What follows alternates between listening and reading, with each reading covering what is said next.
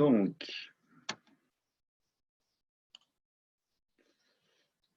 ok.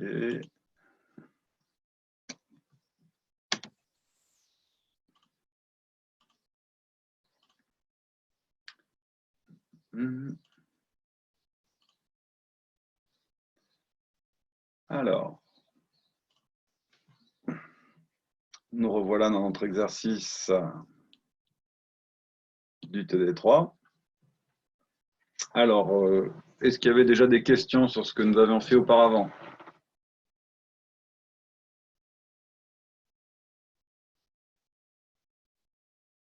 Non? Alors, si je reprends le déroulement de ce TD3, donc on avait commencé par les positions du centre de gravité par l'intermédiaire de deux équilibres. Ces deux équilibres permettaient de trouver la position horizontale et verticale du centre de gravité. Une fois qu'on avait ça, on étudiait un problème de dynamique plane, qui peut se ramener à un problème de statique, comme j'avais dit, en rajoutant cette force d'inertie, force fictive, mais qui permet de se ramener à un problème de somme des forces égale 0 en rajoutant cette force moins m fois l'accélération. Et après, lorsqu'on avait regardé donc ici les projections sur x, sur y et le moment, on avait donc trois équations. Et dans la question 3, il était demandé de calculer les nouvelles réactions dynamiques n seconde A et n seconde B des roues, donc de l'essieu avant et de l'essieu arrière sur le sol. Donc, ce qu'on voit, c'est qu'évidemment, on peut combiner la deuxième équation et la troisième équation. La troisième équation nous donne n seconde B, la réaction dynamique à l'arrière. Et après, en remettant ça dans l'équation 2, on obtient la réaction dynamique à l'avant. Et on s'aperçoit, c'est pour ça que je travaille avec petit a positif, l'accélération positive, que la réaction dynamique à l'avant peut s'écrire comme la réaction statique, auquel on rajoute un terme qui était le terme de déport de charge, h fois la masse fois l'accélération divisé par l'empattement. Et c'est là où je vous avais dit, si on étudie un petit peu ça, on s'aperçoit que, évidemment, la bonne géométrie pour limiter cet effet, alors m égale 0 serait bien, mais bon, ça n'est pas possible. Évidemment, c'est d'avoir le h le plus petit possible et le e le plus grand possible. Donc cet effet est d'autant plus important que, évidemment, le véhicule est, on va dire, haut avec un empattement petit ou au contraire très bas avec un empattement très long.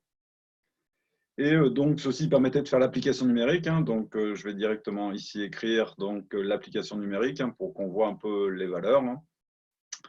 Donc, on avait ici la possibilité de calculer n seconde B, qui était et n seconde A.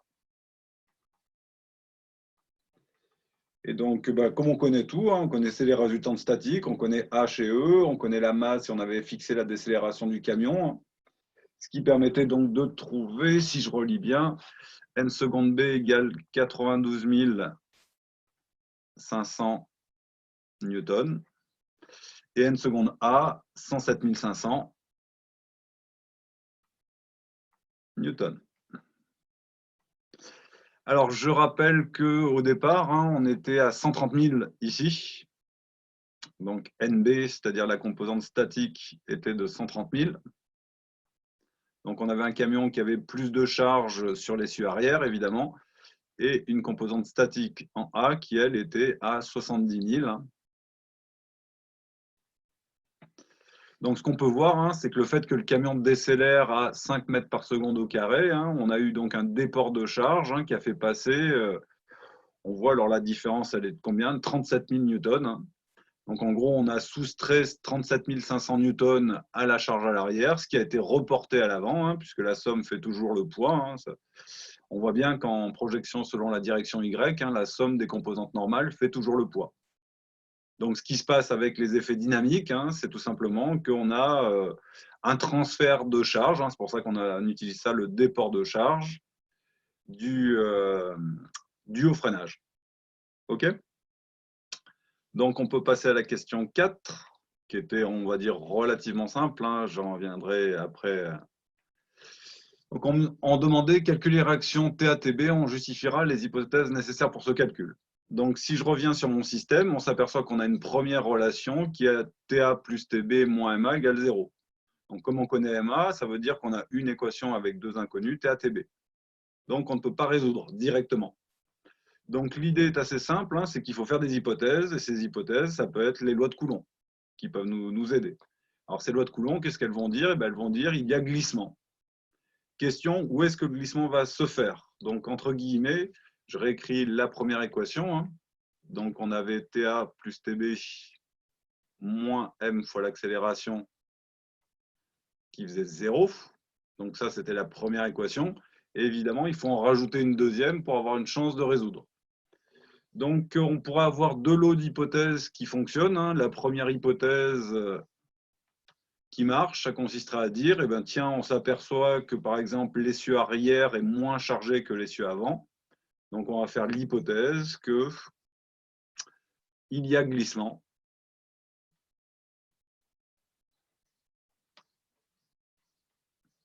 Donc, à l'arrière. D'accord? Ce qui me permet de dire, par l'intermédiaire des lois de Coulomb, hein, que la composante tangentielle à l'arrière, qui est évidemment TB, est égale au coefficient de frottement fois la nouvelle composante n seconde b. Alors, comme on connaît n seconde b, ça veut dire que ceci va me permettre de trouver TB, et après on réinjecte dans cette équation, ce qui va me permettre de trouver TA. L'autre possibilité est évidemment de dire il y a glissement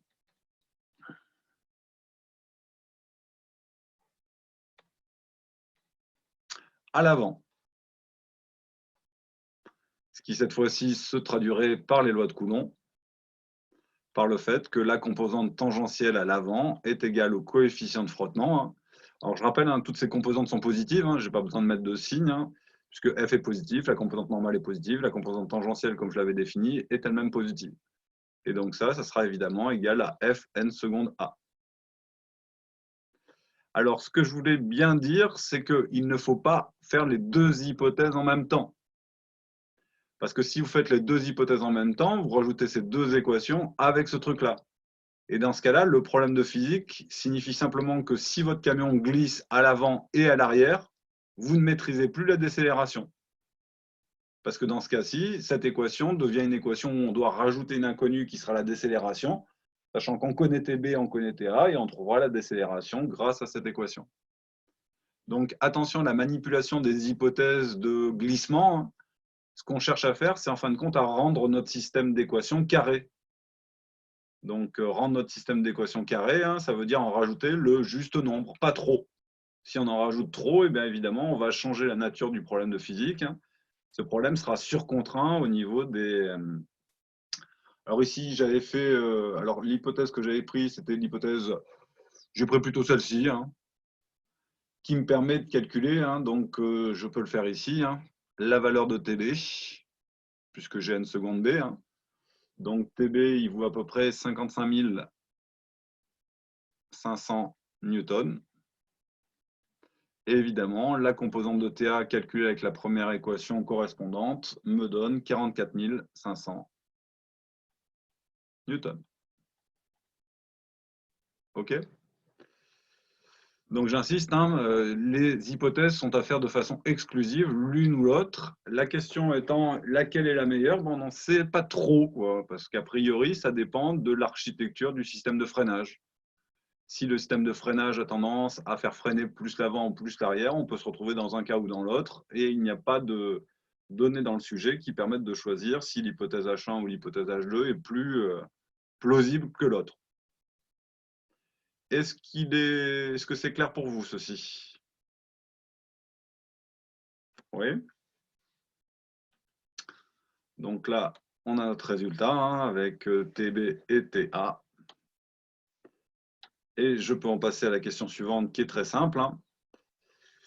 On me demande de calculer, en déduire le couple de freinage nécessaire au niveau de chacun des essieux. Donc, qu'est-ce qu'on peut dire? Eh bien, le couple de freinage sur l'essieu avant comme le couple de freinage sur l'essieu arrière sera tout simplement égal au rayon de la roue fois la composante tangentielle. On est bien d'accord que la composante normale passant par le centre de la liaison pivot, elle ne crée pas de couple, hein. Donc la seule composante qui crée un couple, hein, évidemment, c'est la composante tangentielle. et c'est sa multiplication hein, par le rayon de la roue qui donne évidemment les couples de freinage. Donc ce qu'on va voir ici en faisant rayon roue fois TA ou rayon roue fois TB, ça sera le couple de freinage des deux roues. Si on voulait avoir par roue, il faudrait diviser par 2 parce qu'on sait très bien que l'essieu contient 2 roues. Donc si on fait le calcul, hein, ici j'ai 22 000, alors toujours dans le cadre de mon hypothèse 1, 22 250 Nm. Et ici, le couple de freinage sur l'essieu arrière, 27 750 Nm. OK. Monsieur, Ouais, une question pour la question 4. ouais. Si on ne voulait pas choisir l'une des deux hypothèses, est-ce qu'on aurait pu faire, disons, un espèce de mix des deux? Oui, oui, tout à fait. Ce qu'il faut comprendre, c'est qu'on est contraint par les mathématiques seulement. À la limite, toute fonction de TA, TB qui soit homogène au sens de la physique nous donne une relation qui n'a peut-être pas trop de sens physique, mais qui nous permet de résoudre. Et on ne cherche que ça dans ces problèmes. En fin de compte, on peut voir un peu ce problème comme un problème d'hyperstaticité, hein, c'est-à-dire on a plus d'inconnus que le nombre d'équations. Qu'est-ce qu'on doit faire pour rendre ce problème soluble, c'est-à-dire que le nombre d'équations soit exactement égal au nombre d'inconnus? Et c'est justement ce qu'on va voir dans la 6e question, hein, qui était la dernière, qui est un peu plus difficile, mais qui justement mène un peu à des choses plus intéressantes. C'est d'essayer de faire une équation qui soit non pas complètement basée sur le glissement à l'avant ou le glissement à l'arrière. Mais à la limite, on peut vraiment mettre n'importe quoi comme fonction, hein. Le seul truc, c'est après de lui donner du sens physique. Mais oui, oui, hein, j'aurais accepté, hein, je l'avais posé des années en DS, hein, ce genre de petit exercice. Hein. On peut accepter n'importe quelle fonction qui rend notre système carré. Hein. C'est ce qu'on fait souvent en hyperstaticité. Hein. Quand vous avez un modèle qui a plus d'inconnus que d'équations, souvent on en met certaines à zéro parce qu'on considère justement qu'elles ne sont pas importantes ou qu'elles n'existeront pas dans la réalité et on simplifie notre modèle, quoi. Voilà, le problème d'hyperstaticité est un problème récurrent en statique et il faut absolument comprendre que on le résout par tous les moyens à notre disposition, hein, soit des connaissances physiques qui nous apportent des lois supplémentaires comme les lois de Coulomb, hein, ou bien du sens physique ou d'autres choses. Hein. Voilà, comme je disais, il faut vraiment voir que c'est les mathématiques qui contraignent l'histoire, quoi. D'accord, mais du coup, est-ce qu'on aurait pu poser l'hypothèse que TB sur n seconde B est égal à Oui. TA sur n seconde A? C'est ce que vous aviez dit, je Ouais, crois. tout à fait. C'est ce que j'avais proposé la dernière fois et c'est ce que je vais justement dérouler ce coup-ci. Hein. Parce qu'en fin de compte, ce qu'on se rend compte, c'est que ce lot d'hypothèses qu'on a pris dans la question 4 sont des lots où je fais l'hypothèse en fin de compte que je freine au maximum du contact pneu-sol au niveau d'un essieu. Et après, l'autre se trouve à récupérer ce qui reste. Et ce qui est gênant, c'est que on ne sait pas vraiment si on est dans le freinage maximum possible du véhicule. Et donc l'idée est assez simple, hein, c'est justement ce que j'appelle le freinage maximum. Hein. Qu'est-ce que ça peut être un freinage maximum? Hein? C'est tout simplement un freinage qui ne va pas faire bloquer un essieu avant l'autre. OK. Donc un freinage maximum, ça consistera à dire tout simplement, comme je cherche une relation supplémentaire à cette équation, hein, donc je rappelle que celle-ci c'était l'équation 2, je cherche une relation qui lie TA, TB et les composantes normales. Et donc l'idée c'était de se dire que si j'appelle phi A le rapport de la composante tangentielle sur la composante normale, et évidemment on parle de composante dynamique, hein, c'est n seconde A ici, eh bien ce qu'on pourrait dire c'est que on va faire de la même façon phi B, qui sera le rapport de la composante tangentielle en B sur la composante normale en B. Et si on regarde un petit peu l'expression de l'hypothèse que j'avais fait dans la question 4, ça consistait à dire tout simplement, sur un de ces deux angles, je l'ai fixé au coefficient de frottement, plus exactement à l'angle de frottement, arc tangente F. Et ceci me permettait d'avoir, évidemment, phi égale F. Alors attendez, T sur N, oui, c'est bien quelque chose qui est sans unité. Hein. Donc, ceci était l'hypothèse que j'avais utilisée dans la question 4. Et voilà l'idée dans le freinage maximum. Hein. Ça consiste à dire, on ne va pas fixer ces choses égales au coefficient de frottement, on va les fixer égales entre elles. Et ceci va bien me rajouter une équation supplémentaire, puisque n seconde A et n seconde B vont pouvoir être calculés. Et évidemment, TA et TB sont liés aussi par cette équation-là. Donc, ça signifie que maintenant, si je regarde mon système, j'ai un système de deux équations, avec la première équation qui est TA plus TB moins m fois l'accélération égale 0. Hein. Ceci, c'est le principe fondamental de la dynamique en projection sur l'horizontale. Et maintenant, mon hypothèse qui n'est plus TB égale Fn seconde B, mais TA sur n seconde A. Donc, je rappelle que n seconde A, c'était la composante statique. Je reviens ici. Donc, n seconde A, c'était NA plus le déport de charge, HMA sur E. Donc, plus H fois la masse fois l'accélération divisé par E. Ceci est égal à TB divisé par, évidemment, la charge statique en B, moins HMA sur E. Et ceci, si vous regardez, eh bien, on va pouvoir essayer d'exprimer TA et TB en fonction des coefficients. Alors, NA et NB sont des constantes, hein, c'est les valeurs statiques au niveau de l'essieu avant et de l'essieu arrière. H, E sont des constantes. M, la masse du camion, est une constante. Donc, ceci va nous faire ce qu'on appelle une équation paramétrique de TA-TB en fonction de l'accélération.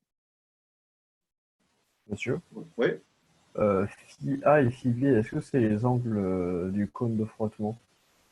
Alors, ça veut dire quoi? Ça veut dire que cette hypothèse, elle traduit le fait que si je dessine ça et je change un tout petit peu de couleur, j'ai une composante normale en A. Oups, CTRL Z, je la fais droite, ça serait mieux. Donc, j'ai une composante normale en A, j'ai une composante tangentielle. Ce que je dis, c'est que celle qui sera en B, même si elle est plus grande, elle va avoir le même angle. D'accord? Donc, si je représente un petit peu ces composantes, hein, ici, on a la composante normale en A, ici, on a la composante tangentielle en A, ici, on a la composante normale en B, ici, on a la composante tangentielle en B. OK? Et donc, ce que j'ai traduit ici, c'est que ce vecteur, qui est donc la résultante globale de l'action mécanique, il s'incline exactement du même angle. OK? Donc, si je reprends le stylo ici, hein, ce que j'ai dit, c'est que le rapport, en fin de compte, de T sur N, cet angle-là, était égal à cet angle-là. Je n'ai pas imposé cet angle égal au coefficient de frottement, je les ai tout simplement liés l'un à l'autre. Ça veut dire que j'ai imposé que ce phi A est égal à ce phi B. Sachant qu'ici, on avait évidemment TA et ici, on avait N seconde A. Alors, on est d'accord, hein, tout ça, il faudrait le porter par des vecteurs, hein, mais bon, ça, c'est du TAX, ça, c'est du N seconde AY. Ici, on a évidemment du TBX. Et ici, on a du N seconde B, Y. Et donc, évidemment, ce que j'ai imposé par cette équation, hein, qui est mon hypothèse, hein, ça, c'est vraiment... C'est pas facile, hein, je veux dire, c'était réellement la dernière question de ce sujet, puisque ça impose quand même... Il faut avoir l'idée de le poser, cette histoire-là. Hein, je veux dire, c'est une façon de lier les deux qui ne bloque pas ni l'un ni l'autre au coefficient de frottement. Et l'avantage, c'est que justement, comme elles sont égales, ça veut dire que le freinage, lorsqu'il sera phi A égale phi B égale le coefficient de frottement, eh bien, on va obtenir tout simplement un glissement des roues avant et arrière en même temps. Ce qui est top. Puisque ça signifie que soit on ne glisse pas des deux roues, soit quand on arrive à la limite du glissement, eh bien, les deux glissent en même temps. Donc, on utilise au maximum, entre guillemets, notre système de freinage, quoi. OK? Alors maintenant, ce que je vais faire, hein, c'est tout simplement essayer de résoudre ce système. Donc, ça ne va pas se faire trop méchamment. Alors, évidemment, je ne suis pas dans la bonne couleur. Monsieur, est-ce que Ouais. du coup on a petit f égale à phi A? Ah, pas obligatoirement, non? Non, ok, d'accord. Non, non, ça veut dire que ce que j'ai imposé, c'est que l'inclinaison de la force en A, donc cet angle, est égal à l'inclinaison de la force en B. Mais je n'ai pas dit que c'était petit f. On verra sur la courbe suivante que, évidemment, s'il y a une limitation par l'intermédiaire du contact pneu-sol, ça va arrêter notre courbe qui n'aura plus de sens physique. Mais si par hasard on a un très bon coefficient de frottement, et ben on va voir que la courbe est un peu une courbe complexe, hein, et elle va venir de ces équations-là. Et d'une chose, alors, est-ce que les équations paramétriques, vous les avez vues en mathématiques à un moment ou à un autre? Non, vous nous avez demandé déjà. Ouais, bon, bah, on va en parler rapidement alors. Donc, ce qu'on va faire, c'est tout simplement travailler un petit peu sur cette équation en se servant évidemment de celle-ci. Donc, ce que je vais faire, c'est que je vais remplacer tout de suite, par exemple, TA par MA moins TB. Donc, dans cette équation, je vais avoir MA en grand. C'est pas M indice 1, hein, c'est M fois l'accélération. Hein. Donc, on a MA moins TB sur, évidemment, NA plus H fois M fois l'accélération divisé par E, qui est égal à TB sur NB moins H fois M fois l'accélération divisé par E. D'accord, donc j'ai pris dans cette équation, j'ai isolé TA, je l'ai remplacé par MA moins TB, et maintenant j'obtiens MA moins TB sur ceci égale TB sur NB, etc. Et ce qu'on voit, c'est que dans cette équation, il y a principalement quelque chose qui nous intéresse, c'est la composante TB, et tout ceci va être une fonction de quoi? De la décélération grand A. Donc maintenant, une solution assez rapide pour obtenir le résultat, ça consiste à faire le produit en croix. Hein. Donc je vais faire MA moins TB facteur donc de ce terme-là, NB moins HMA sur E. Hein. On pourrait l'appeler delta et s'éviter l'écriture systématique. Et ceci, ça sera égal à TB facteur de NA qui est au dénominateur plus H fois M fois l'accélération divisé par E. Donc maintenant, ce que je n'ai plus qu'à faire, c'est isoler TB d'un côté. Hein. Alors, ce n'est pas trop difficile. Hein. Alors, je continue ici. Hein. Si je fais passer donc TB de l'autre côté, je vois que je vais avoir cette parenthèse en plus qui va se rajouter avec celle-ci. Donc, ça veut dire que ça va être assez simple puisque je vais avoir TB facteur, donc ici j'ai dit, donc je vais avoir moins TBNB plus TBNA. Donc, ça va faire TB facteur de NA plus NB. Et je me rappelle que NA plus NB, c'est le poids.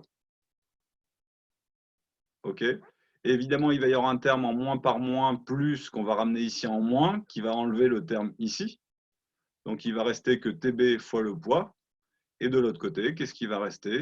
M fois l'accélération fois le terme qui est NB moins HM fois l'accélération divisé par l'empattement. Monsieur, Ouais. je vois pas bien comment vous avez eu l'égalité au-dessus de ça, juste au-dessus de votre. Celle-là? Ouais, celle-là. J'ai remplacé TA par MA moins TB grâce à cette équation-là. Et je l'ai réécrit là, simplement. Ok, simplement, ok, merci. Bah ouais, oui. Et en gros, j'ai un système de deux équations à deux inconnues, linéaires. Hein, donc, je prends dans la première équation une des deux variables, hein, TA, je l'exprime. TA, c'est MA moins TB, je le mets là-dedans. Et comme ça, j'ai plus qu'une équation, il y a du TB, de l'accélération. Et donc après, ce que j'ai remarqué, c'est simplement que TB-NB plus TB-NA, c'est TB facteur de NA plus NB. Et la somme des deux composantes normales, c'était le poids. C'est pour ça que j'ai remplacé ça par P. Et on peut maintenant, évidemment, diviser ça par P, ce qui va me donner l'expression de TB. Hein. Alors, je peux même simplifier un petit peu plus parce que je sais que P égale mg. Donc, en divisant par ceci, je vais obtenir l'accélération divisée par g fois NB moins HMA sur E. Voici l'expression de la composante tangentielle. Alors, TB, c'est à l'arrière. Fonction de l'accélération de la pesanteur, de la composante normale et du terme de déport de charge. OK. Et lorsqu'on a maintenant TB, hein, on peut très facilement remplacer dans cette équation et dire que de façon assez similaire, TA va être égal à MA moins TB.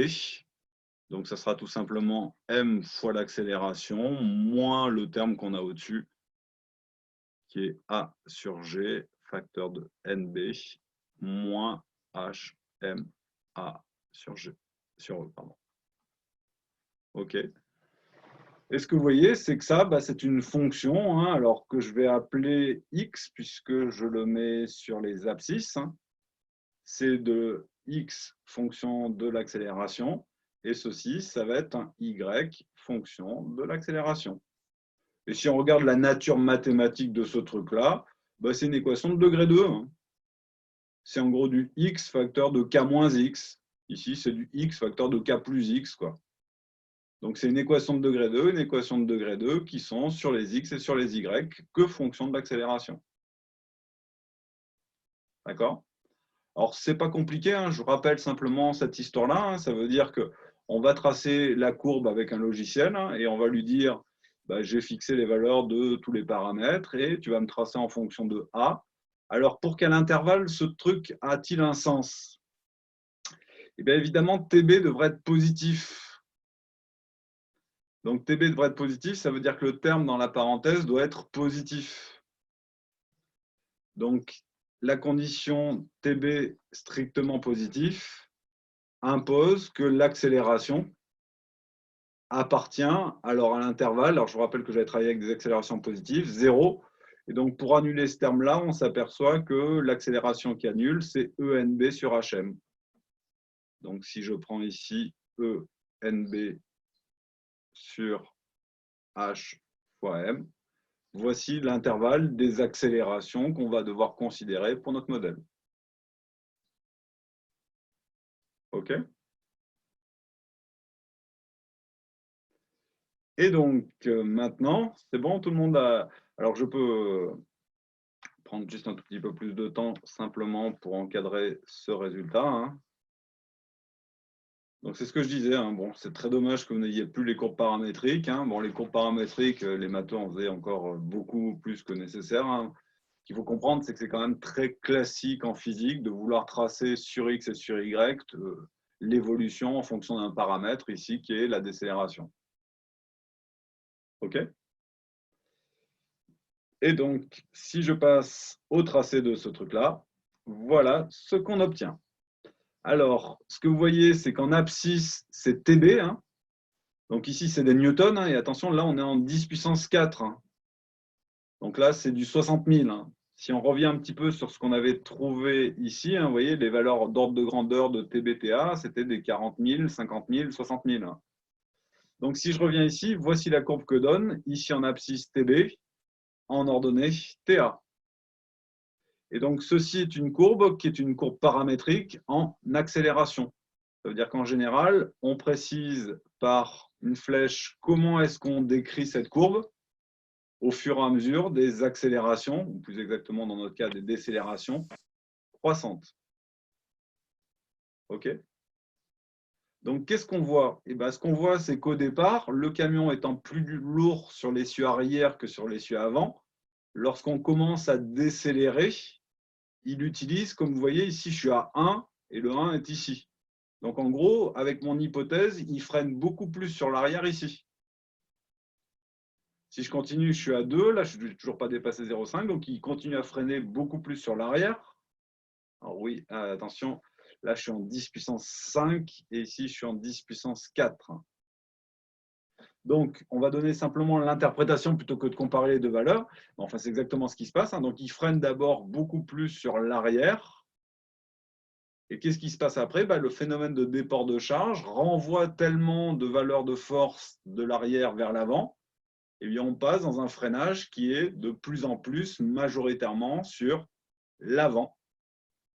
Et on voit tout simplement que, évidemment, le dernier point que je n'ai pas tracé ici, hein, correspond, alors si on continue à TB qui devient négatif, et TB qui devient négatif, comme TB est égal à Fn seconde B, ça voudrait dire que ça correspondrait à une force normale négative. Ce qui est évidemment difficile pour un contact pneu-sol.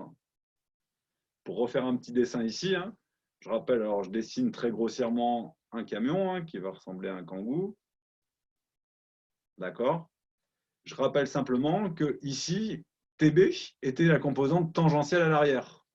Et on avait la relation qui était que cette relation de TB devait être égale, si on était dans le coefficient de frottement à Fn seconde B, mais je ne vais pas l'écrire comme ça. Je vais simplement dire que si j'ai changement de signe de la composante de TB, ça veut dire que j'ai changement de signe de la composante normale.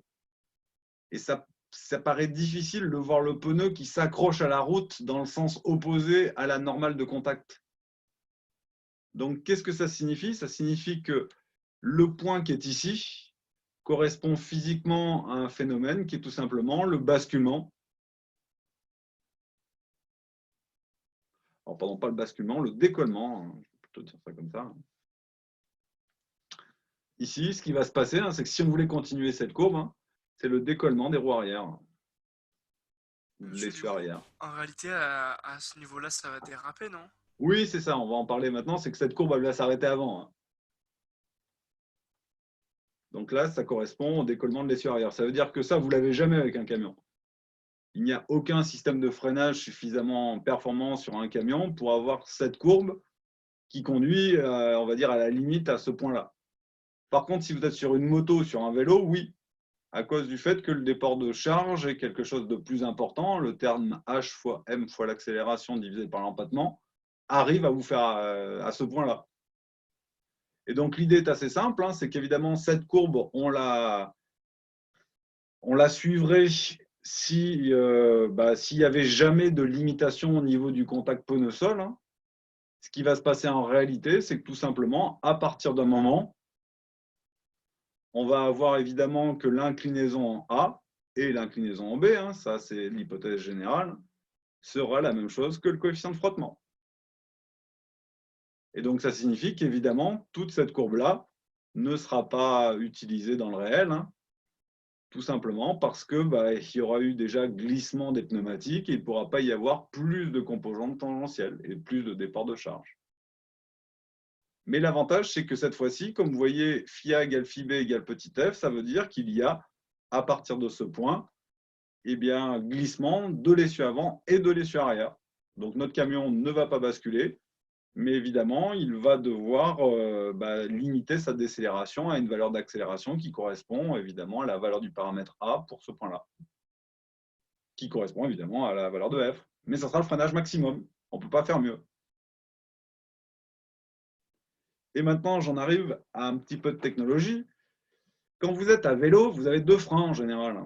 Si votre vélo est bien équipé, vous avez un frein avant et un frein arrière. Et c'est vous-même qui réalisez le freinage à l'avant et le freinage à l'arrière. Vous pouvez décider de freiner que de l'arrière, vous pouvez décider de freiner que de l'avant, vous pouvez freiner plus ou moins fort de l'avant et de l'arrière. Quand vous êtes dans un véhicule, qui soit un camion ou une voiture, vous n'avez qu'un seul frein. Donc ça veut dire que ce frein agit à la fois sur l'essieu avant et sur l'essieu arrière. Donc, qu'est-ce qui se passe? On se rend bien compte qu'il faudrait essayer de créer cette relation entre le freinage à l'essieu avant et le freinage à l'essieu arrière. C'est ce qu'on a fait pendant très longtemps avec un système technique.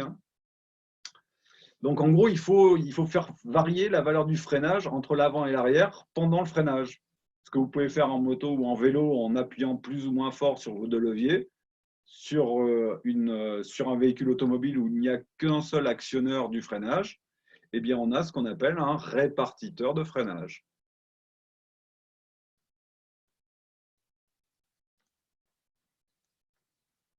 Alors, qu'est-ce que c'est que ce système?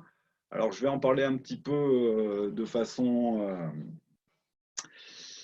pour comprendre comment on a fait ce système-là, alors maintenant, il n'y a plus trop de problèmes. Maintenant, on a l'électronique, on a même des accéléromètres. Donc, les accéléromètres peuvent mesurer l'accélération et nous dire on envoie tant de % du freinage à l'avant, tant de % du freinage à l'arrière. Et on peut reproduire cette courbe même si elle est non linéaire. Puisque, évidemment, programmer cette courbe dans un calculateur, ce n'est pas très difficile. Alors, jusqu'à l'avènement de ces circuits électroniques, ce qu'on faisait, c'est tout simplement une répartition linéaire. C'est-à-dire qu'on avait un répartiteur de freinage. Je vais le faire en ligne, ce serait quand même plus joli. On avait un répartiteur de freinage qui donnait une répartition linéaire à peu près. Alors, je vais la mettre comme ceci. Alors, comment ça fonctionnait, hein? C'était très simple, hein. C'était en général un système hydraulique qui prenait l'inclinaison des suspensions. Donc, il n'y avait pas de capteur accéléromètre, il n'y avait pas de calculateur qui, en fonction de l'accélération, déduisait le rapport des composantes tangentielles. Il y avait tout simplement un système hydraulique qui, en fonction du soulèvement de la roue arrière, répartissait de plus en plus du freinage vers l'avant par rapport à l'arrière. Alors, ça marchait moins bien que les systèmes modernes, mais ça marchait quand même. C'était des solutions mécaniques pures. Bon, c'était ce qui existait auparavant comme système de répartiteur de freinage. Maintenant, comme je disais, avec l'électronique et tous les systèmes embarqués, les capteurs, on peut mesurer la décélération et on peut réellement faire suivre à la courbe bleue, ce qui fait qu'on peut aller chercher plus loin dans la courbe. Parce que grosso modo, ce qui se passait ici, c'est que comme ici, c'était une relation linéaire, comme c'était un système mécanique simple, eh bien, on avait soit du blocage à l'avant pendant une période, soit du blocage à l'arrière pendant une autre période, suivant la valeur de décélération que vous aviez, quoi. Ce qui n'était pas terrible. Alors que là, avec un vrai répartiteur électronique, eh bien, on peut suivre au mieux cette courbe. Et donc, ça signifie qu'on n'a ni blocage à l'avant, ni blocage à l'arrière, sauf quand on arrive aux limites physiques du contact pneu-sol, où là, on se met à bloquer à l'avant et à l'arrière simultanément. Même si dans la réalité, il y a souvent une prépondérance, comme le coefficient de frottement, je l'ai dit, ce n'est pas un truc très précis. Est-ce qu'il est exactement identique à l'avant et à l'arrière? Il peut y avoir des petites différences qui font que souvent, le glissement se localise sur un des deux essieux. Mais ce qui est évident, c'est que cette courbe permet d'aller chercher beaucoup plus l'extrémum de, on va dire, le maximum d'efficacité d'un système de freinage. Alors voilà, vous reprenez simplement grossièrement cette courbe à la main, vous mettez un peu les chiffres ici, vous avez 3,5 10 puissance 5, vous avez 6 10 puissance 4. On voit qu'ici, il y a une composante TB max, qui sera la composante maximum. Donc là, on voit qu'elle sera à peu près à 5,5 10 puissance 4. Et donc, par rapport à ça, ça veut dire que ça serait par ici. Vous voyez, je ne me suis pas mis n'importe comment. Lorsqu'on est en ce point, on a TA égale TB. Donc, on freine autant de l'avant de l'arrière. Et après, évidemment, on passe à un freinage qui est de plus en plus vers l'avant. Et pour un camion, ça va s'arrêter par là. Pour une moto avec des pneus de course, vous pourrez arriver évidemment jusque-là, quoi. Donc, vous avez plus de décélération possible. Mais évidemment, c'est aussi au risque de décollement de l'essieu. C'est un basculement. Attention au basculement sur ton vélo. Oui. Bon, je ne sais pas si vous avez déjà tous fait cette expérience-là. Mais si on freine surtout de l'avant et très fort, la mécanique nous dit que l'équation de moment autour de ce point n'est plus vérifiée. Évidemment, votre véhicule bascule, quoi. Bon, pour un camion, ça n'existe pas en général. Est-ce que c'est clair? Alors, on a fini sur cette partie de dynamique du véhicule. On va passer rapidement sur une petite étude de...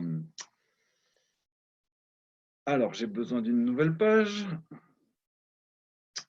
Alors, est-ce que je l'ai ici? Je dois l'avoir normalement. Non, c'est pas ça, excusez-moi. Ce que je cherche, c'est mon frein à tambour, qui pose tant de problèmes que ça. Il est où mon frein à tambour? Échelle, extrait, frein, sujet. C'est le frein. Je l'avais déjà mis pourtant. Je ne l'avais pas déjà là? Attendez, je cherche, j'ai perdu mon frein à tambour. Ça m'embête beaucoup. Alors, où est-ce qu'il est? Alors, attendez, c'est pas celui-là, c'est celui-là que j'ai essayé, la poutre. Bien, bon. J'aurais bien aimé vous remettre le dessin du frein à tambour. Je l'avais, je l'ai effacé. Bêtement, non? Il n'était pas là, non? Non, je l'ai nulle part ici. D'accord, en plus je fais des bêtises là. Ok. Bon, je le récupère rapidement. Je vous prie de m'excuser pour ça. Tac, tac, tac, tac.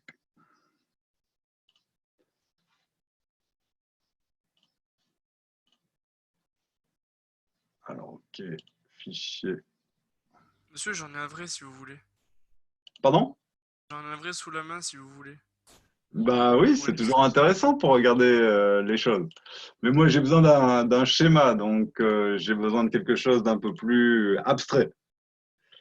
Mais un vrai, c'est toujours intéressant pour regarder un petit peu comment c'est constitué, comment Alors, je vais arrêter le partage 2 secondes. Hein. Je reviens sur ça, je le quitte pendant quelques secondes aussi. Alors, je sais pas, je l'avais déjà préparé, hein, mais évidemment, j'ai eu un petit problème. Ouvrir avec. Je fais juste un petit crop et OK. Pour récupérer la figure. Hein. Donc, on a déjà étudié un frein à disque. On va étudier cette fois-ci un frein à tambour, hein, beaucoup plus classique sur les camions. Hein. C'est évidemment quelque chose de plus simple et d'aussi résistant que les freins à disque, même si maintenant, dans les camions entre guillemets modernes, on a même des freins à disque. Hein. Mais c'est vrai que les freins à tambour sont encore très largement utilisés. Hop, ici, image. Bureau, OK. Toujours m'embêter avec ça. C'est cette capture-là que je mets là. Elle est où? Elle est où? Eh bien, Léon. Copier. Là, voilà. Non. Ah non, c'est qu'elle a le même nom. D'accord.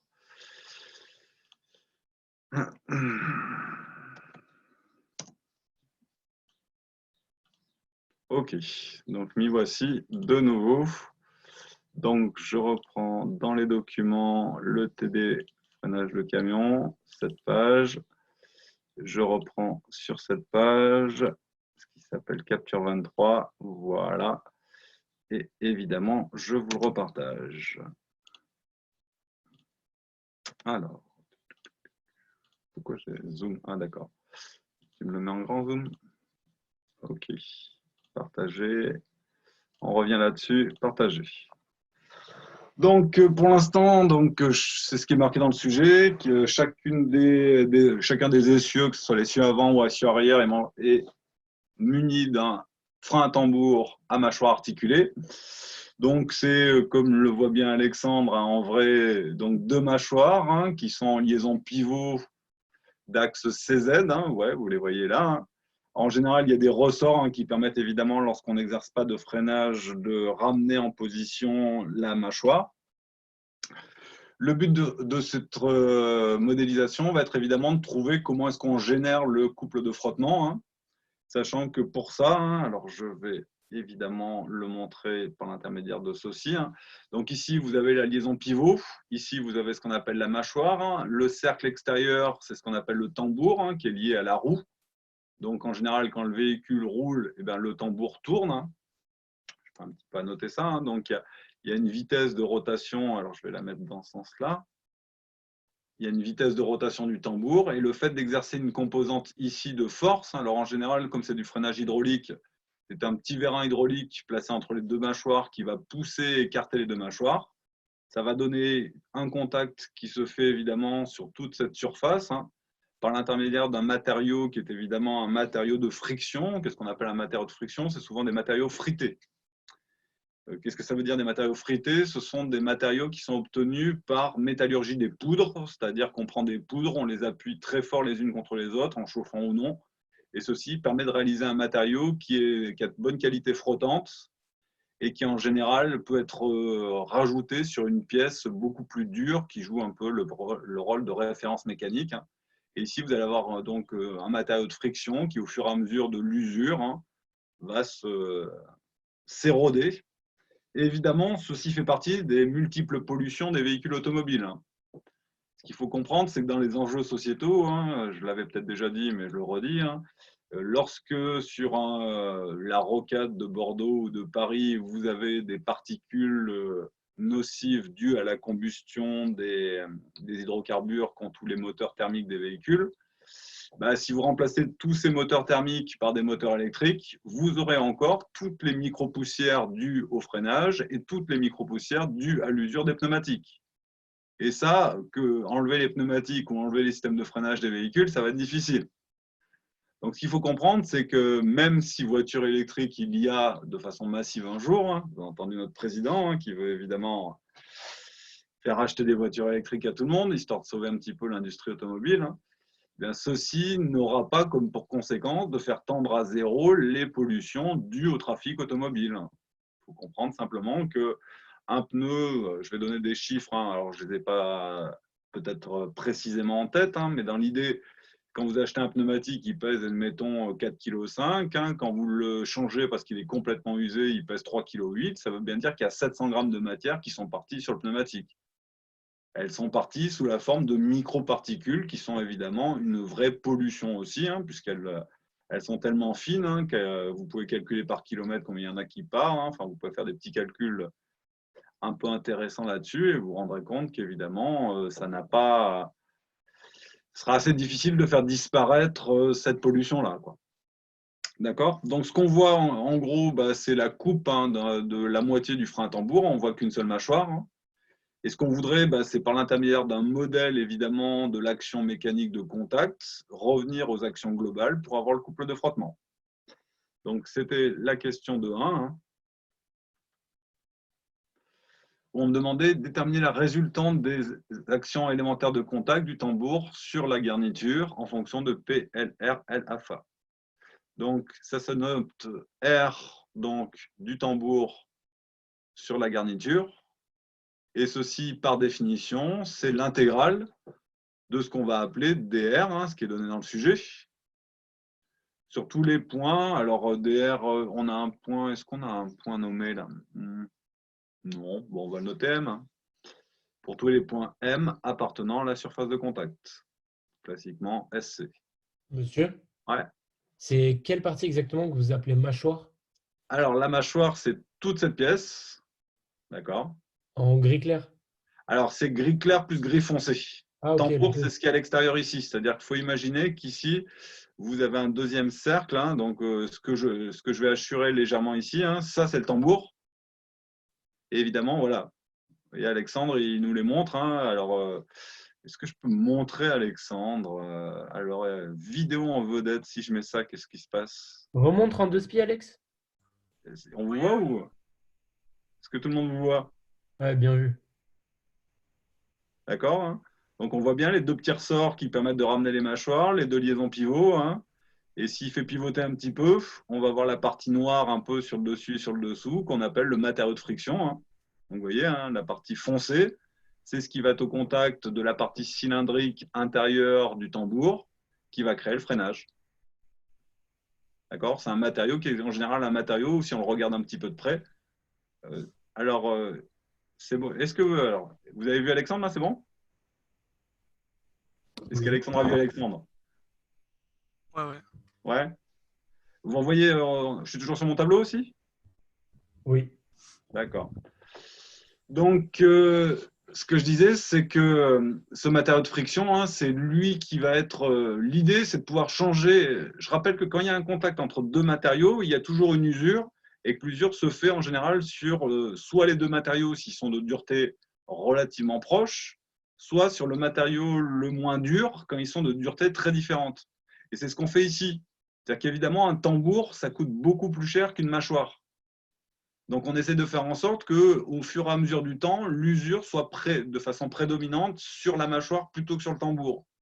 Ce qui fait qu'on va pouvoir changer 2 à 3 fois les mâchoires avant de devoir changer le tambour, ce qui est bien sûr préférable au fait de changer un tambour qui, évidemment, est beaucoup plus gros et beaucoup plus cher.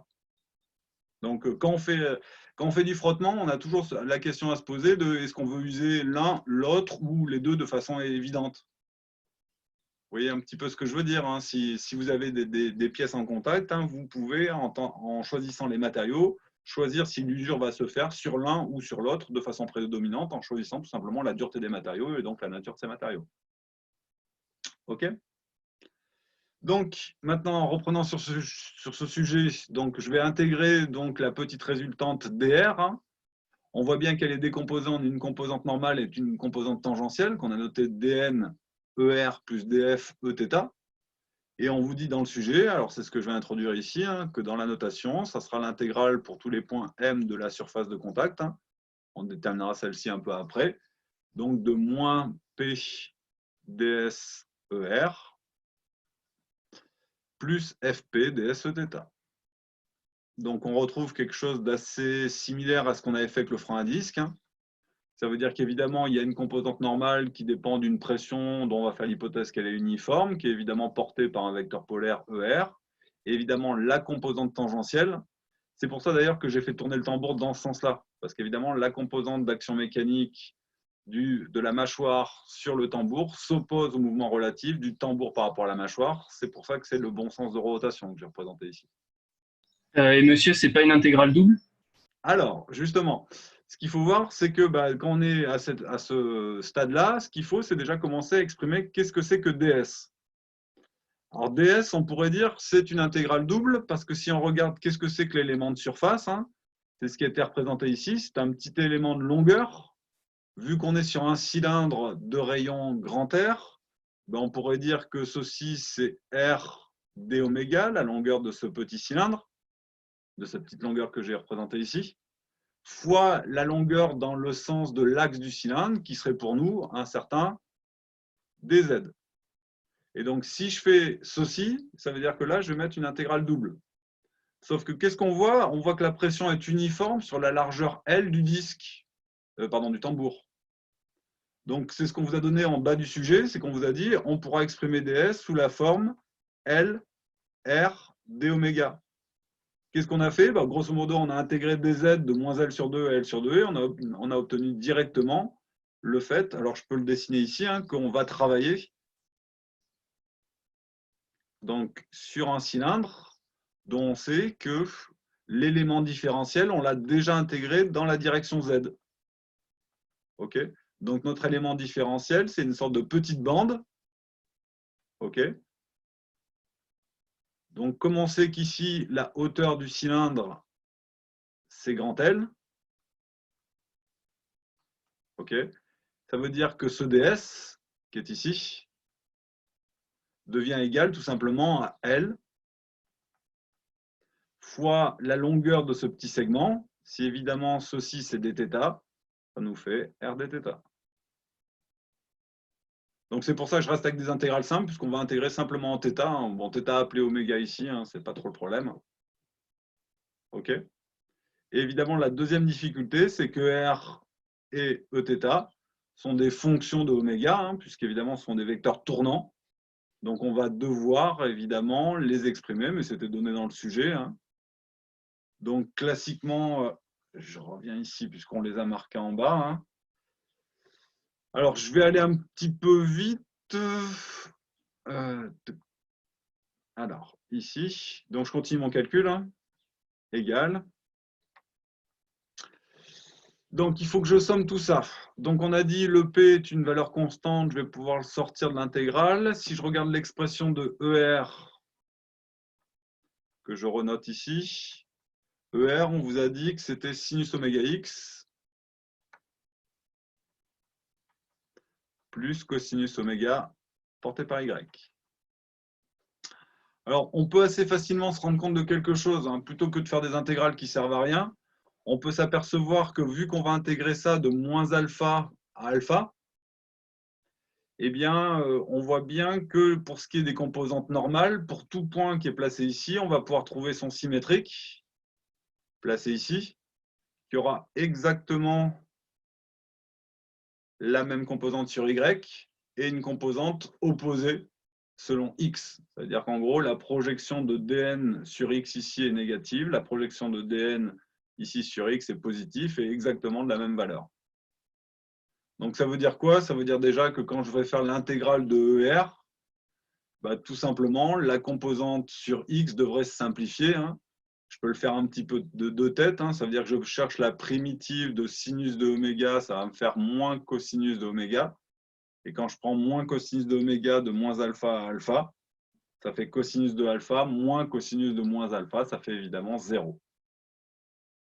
OK? Tout le monde a bien suivi, ce qui m'a évité de faire cette petite intégrale qui ne servait à rien. Donc, il me reste moins P. Donc, pour le ds, je vais avoir LR. Et le seul terme qu'il faut que j'intègre, c'est cosinus oméga dy. La primitive de cosinus oméga, c'est sinus, que je prends entre moins alpha et alpha, qui va me faire donc 2 sinus alpha, et ceci porté évidemment par y. OK? Tout le monde là? Donc ça, c'était pour le premier terme, hein, c'est ce que j'ai dit, l'intégrale des ER. Hein. Alors l'intégrale des Eθ, je vais y aller un peu plus doucement. Hein, donc je vais prendre les termes constants, le coefficient de frottement, la pression, et évidemment les paramètres L et R. Et maintenant, qu'est-ce que je dois faire? Je dois intégrer Eθ, hein, donc je vais l'écrire ici. Donc j'intègre de moins alpha à alpha, Eθ étant égal à sinus de oméga porté par Y moins cosinus de oméga porté par X. Et ceci, évidemment, d oméga. OK? Donc, je reprends l'écriture de la résultante du tambour sur la garniture. Donc, mon premier terme, je le réécris, moins PLR facteur de 2 sinus alpha porté par Y, plus ce terme constant FPLR. Et maintenant, quand je regarde cette intégrale, hein, même chose. Hein. Ici, c'est ce qu'on avait vu ici. Hein, c'était que, évidemment, le sinus oméga intégré de moins a alpha, alpha faisait 0. Hein. Donc, ça va donner la même chose cette fois-ci, mais sur la composante en sinus. Donc, j'ai moins cos oméga à intégrer, qui va me donner moins sinus oméga, à prendre entre alpha et 2 alpha. Donc là, je peux mettre un petit coup de gomme, ça veut dire que je vais avoir un moins, ce qui est assez logique par rapport au tracé ici. Et donc, je vais aussi avoir un terme en 2 sinus de alpha, mais cette fois-ci porté par X. Ce qu'on pourrait exprimer sous une forme quand même beaucoup plus jolie et beaucoup plus simple, puisqu'on peut mettre en facteur le 2PRL sinus alpha, donc moins 2 petit p grand L R sinus alpha, donc moins 2PLR sinus alpha, facteur de Y moins Fx. Voici le résultat attendu de la première question. Monsieur, je comprends pas trop pourquoi on a encore un moins. Si vous regardez un petit peu sur le dessin, Non, mais juste dans le calcul entre la ligne la dernière ligne et la ligne juste au-dessus. On a moins. Ah, ok. Non, il n'y en a plus. Non, c'est une erreur de ma part. Il y a un plus là. C'est ça? Ouais, c'est-à-dire que grosso modo, quand on intègre toutes ces petites forces, hein, je vais les représenter par l'intermédiaire d'un vecteur que je vais placer en haut, puisque c'est en haut qu'on va calculer le reste. On voit tout simplement que si on somme tous les vecteurs dn, hein, on avait un vecteur qui était porté par y, et que lorsqu'on intègre toutes les composantes tangentielles, on a quelque chose qui est porté cette fois-ci par x. Donc, pareil, hein, si vous regardez ici, hein, avec le même raisonnement que j'avais fait, je vais le mettre en couleur parce que ce sera peut-être plus visible. Ici, si j'ai la composante df là, j'ai la même composante df ici, pour un point symétrique. Et on s'aperç'oit évidemment que si je somme cette composante df là, alors je repasse avec un stylo, que je vais noter df', hein, puisque ce n'est pas la même. Si je somme df' avec df, je m'aperçois que les composantes sur x se somment et que les composantes sur y s'annulent. C'est pour ça qu'ici, il ne restait que la composante sur x. Et évidemment, la composante sur x, elle est négative, parce que je somme une composante négative avec une autre composante négative, hein, d'où l'idée que la résultante a une composante négative sur y et négative selon x. Donc en gros, la résultante du tambour, que je repasse en type trait, la résultante va être quelque chose qu'on peut représenter comme ceci. OK. Ceci étant évidemment la résultante d'action mécanique du tambour sur ce qu'on appelle la garniture, sur la mâchoire de façon générale. D'accord? Si je somme toutes ces petites forces, j'ai cette force-là. OK? D'autres questions?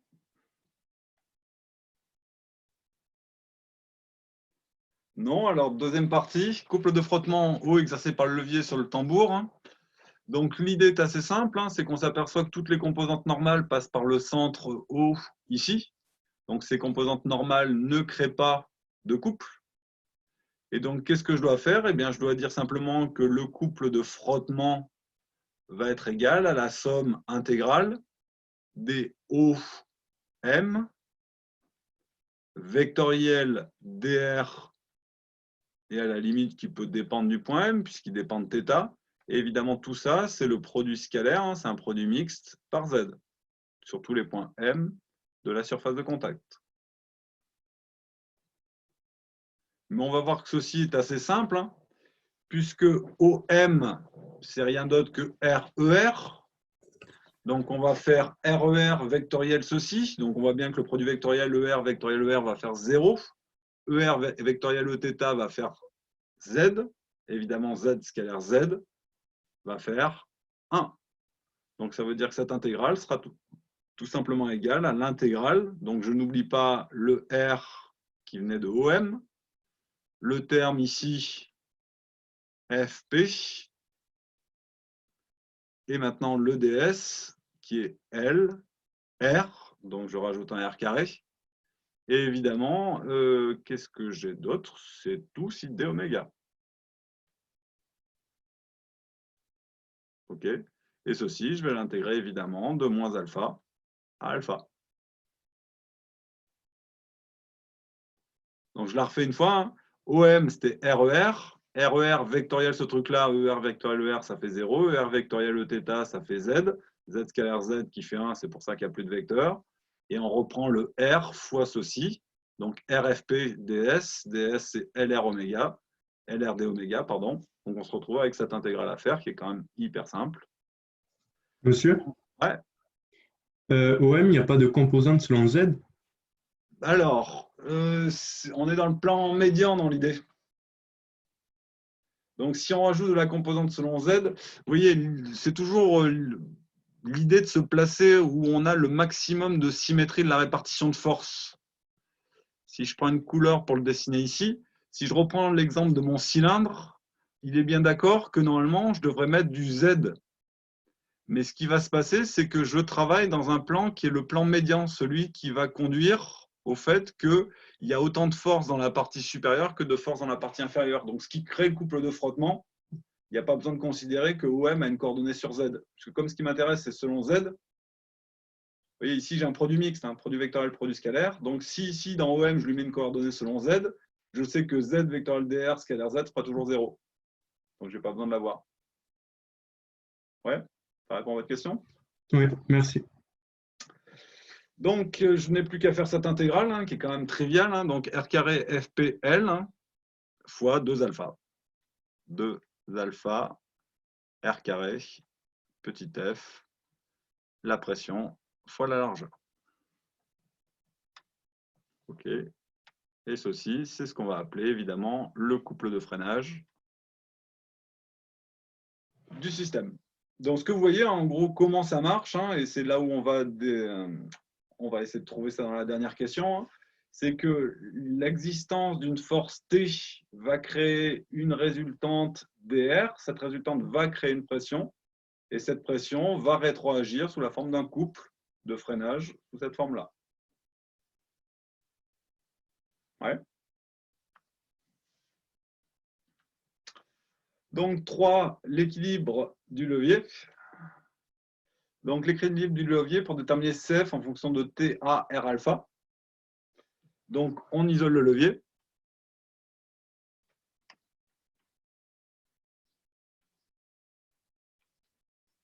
OK. Donc, le levier, c'est évidemment ceci. Alors, ce qui nous intéresse, on veut CF. Alors, ça veut dire quoi? Ça veut dire que si on fait le bilan des actions mécaniques extérieures au levier,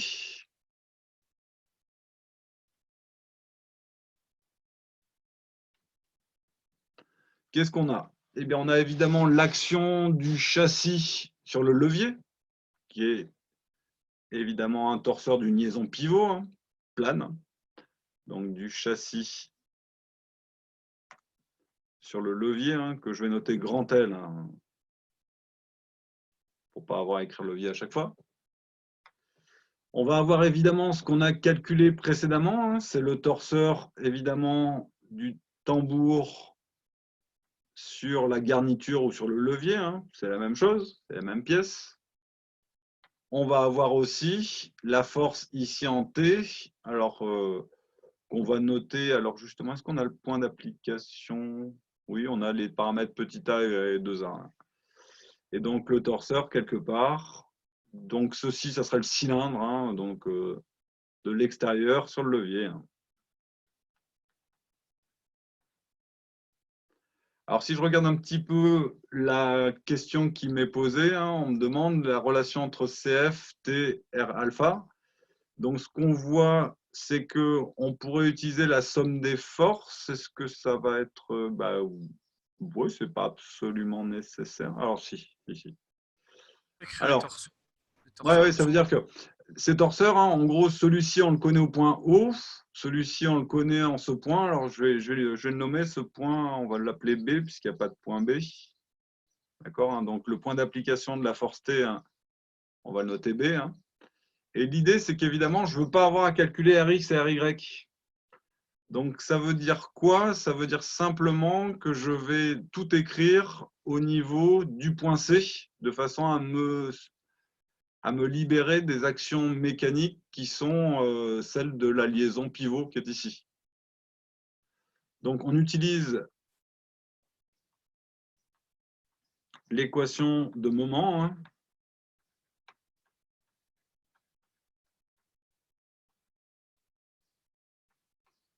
Du PFS au point C. D'accord? Pourquoi au point C? Hein, je le rappelle, hein, c'est comme ça, on aura évidemment le moment d'action mécanique du châssis sur le levier qui fera 0. Donc là, je vais commencer évidemment par ce qui est le plus simple. Hein. Je vais dire que le moment au point C de l'action du piston ou de ce que j'ai appelé l'extérieur sur le levier est égal au moment au point B. Hein. Je vais faire tout simplement un changement de point. Hein. Donc de l'extérieur sur le levier, plus évidemment le terme CB vectoriel. Alors cette force, elle s'écrirait TY. On sait que le moment en B fait 0, hein, c'est une force ponctuelle appliquée au point B. CB, ce n'est rien d'autre que le vecteur 2A porté par X. Donc je le fais directement, ça fait 2A, X vectoriel Y, T porté par Z. Premier résultat intermédiaire, j'ai enfin un des deux moments, hein, ici, qui est le moment de l'action de celle-ci. Monsieur, ouais. quand on n'a pas d'indication, comment on sait s'il y a des moments ou pas en tel ou tel point? En général, ça dépend du modèle qui a été choisi. Vous prenez des actions de pesanteur, il n'y a pas de moment au point G.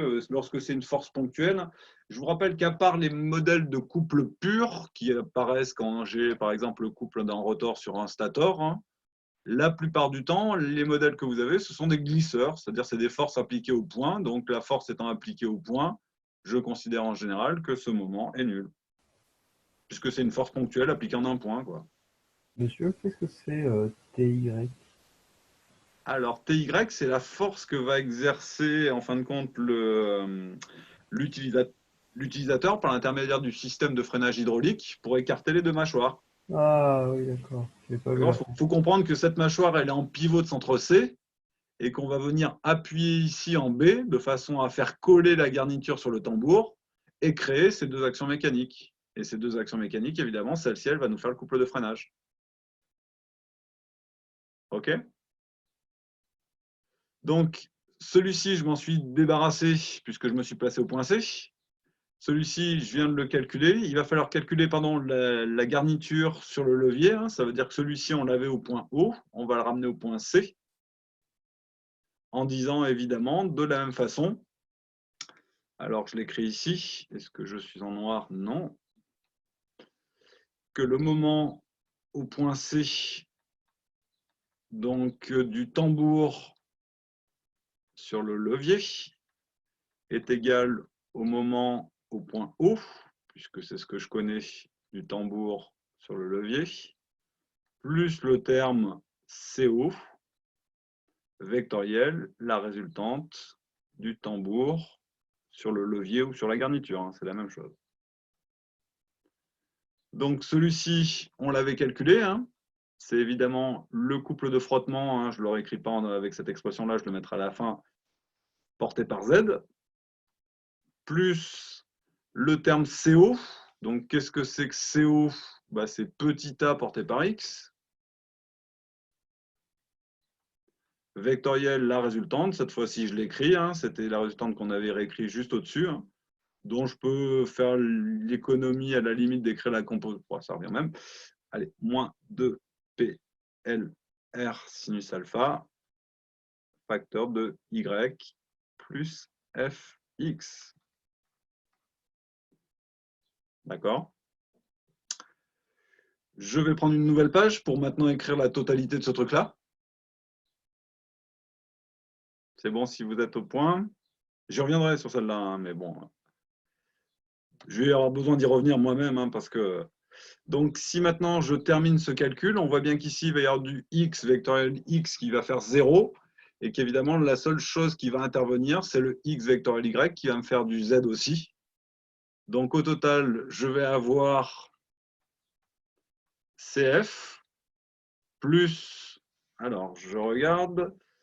Donc, x vectoriel y, ça va me faire 2PLR A sinus alpha. Avec un moins peut-être. Je vais vérifier 2PLR A sinus alpha. Je vérifie le signe. Donc, c'est du x vectoriel y, donc c'est du plus z. Mais ici, il y a un moins. Donc, ici, il y aura un moins aussi.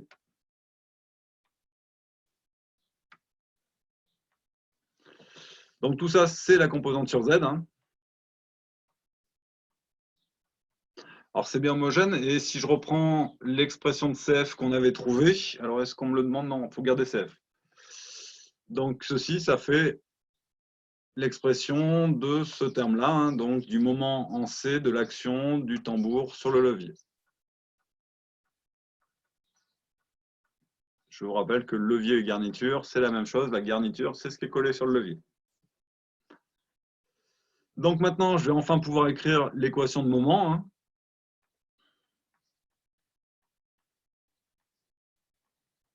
Monsieur, vous avez écrit quoi? C'était R alpha sinus alpha? 2PLRA sinus alpha. D'accord? C'est le produit vectoriel de ça, donc AX vectoriel 2PLR sinus alpha Y. Donc ça fait le x vectoriel y qui nous fait du z, et après il reste le terme moins 2 PLRA sinus alpha. Moins 2 PLRA sinus alpha z. Et donc maintenant, si j'écris toute l'équation de moment, hein, qui ne fait évidemment pas intervenir, je retrouve ce terme-là, qui est donc CF moins 2 fois P fois grand L fois R fois A fois sinus alpha, auquel je n'oublie pas évidemment de rajouter ce terme-là, qui était plus 2A TAZ. Et ceci, ça fait 0. Donc, ça signifie que je peux obtenir le résultat qui m'était demandé, c'est-à-dire que CF, le couple de frottement, va être égal à 2P L R A sinus alpha moins 2AT. Et ceci, c'est bien une fonction de grand T à alpha R. Bon, il n'y avait pas L dans le sujet, mais il était logique que L apparaisse. Hein, donc, ça doit être la relation qui est attendue. Oui, c'est simplement pour expliquer, hein, si je reviens un tout petit peu sur le dessin, hein, c'est le fait que quand j'applique ici une force, eh bien évidemment, ça donne naissance à une résultante en chacun des points de la surface de contact, et la composante tangentielle de cette résultante crée un couple de frottement. OK? Alors quand j'ai calculé, je n'ai pas fait d'erreur, non? Là, j'ai bien fait CB, qui était 2AX, vectoriel, donc X vectoriel Y, 2ATZ, et ça, c'était bien un moment positif, ça faisait tourner dans ce sens-là, et notre couple de frottement, je l'avais mis aussi sur Z, et il était positif. D'accord? Et enfin, je passe sur la dernière petite question de ce sujet avant de passer à la suite, parce qu'on ne va pas passer tout notre temps sur ce sujet seul. Le problème est-il le même pour les deux mâchoires? Alors, dans le sujet, vous aviez des petites représentations 3D des deux mâchoires avec les ressorts, avec le système hydraulique. Hein.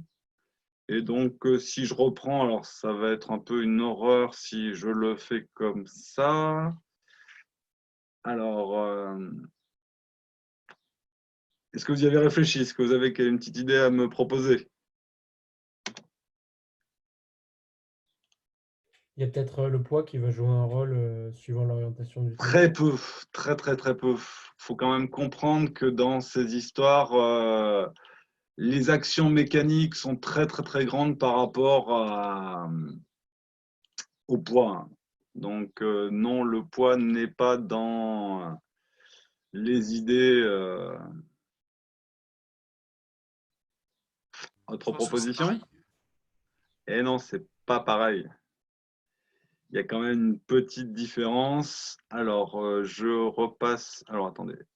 Mon partage d'écran est en vitesse de pause. la roue, elle va pas être... Non, oublié. Alors, attendez. Est-ce que je peux copier ça là? Ok, je le copie. Je reviens sur mon système. Et donc, je prends votre bas de sujet. Hein, c'est juste pour l'avoir. Ouais, d'accord. J'aurais pu le cropper avant. Ça aurait été plus sympa. Mais enfin, bon. Ouais, c'est quand même pas joli comme ça. Hop, je fais mieux. Hop, je le supprime. Non, bah non. J'ai mis mon paramètre en pause. Pas une poignette. Donc, je reprends simplement la partie basse de votre schéma hein, pour pouvoir avoir quelque chose de propre. Hein. Hop, CTRL-SHIFT-X. Enregistrer. Enregistrer.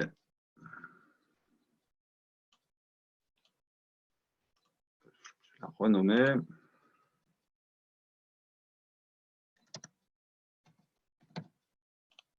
Monsieur? Ouais. C'est pas dû au fait que le véhicule il va reposer plus sur le patin du bac du haut? Alors, le poids du véhicule est pris par la liaison pivot normalement. Donc, c'est pas non plus l'idée. Le voilà, ce que je voulais, c'était ce dessin-là. Alors, ce qu'il faut comprendre, c'est simplement que donc on a dit ceci et donc le système. Donc, vous revoyez bien le système de mâchoire. Hein, donc, ici, l'extérieur, c'est le tambour. Donc, tambour qui va être avec une vitesse de rotation. Hein, donc, je le assure simplement ici hein, pour qu'on comprenne que la matière est ici. Hein. Le tambour n'est pas fixe par rapport au bâti. Ce tambour va être associé à une vitesse de rotation. Donc, ça veut dire qu'il va se trouver, il va tourner par rapport. Et ici, évidemment, par contre, là, il y a deux liaisons pivots. Hein. Ça veut dire qu'évidemment, le levier du haut est en liaison pivot par rapport au bâti, le levier du bas est en liaison pivot par rapport au bâti.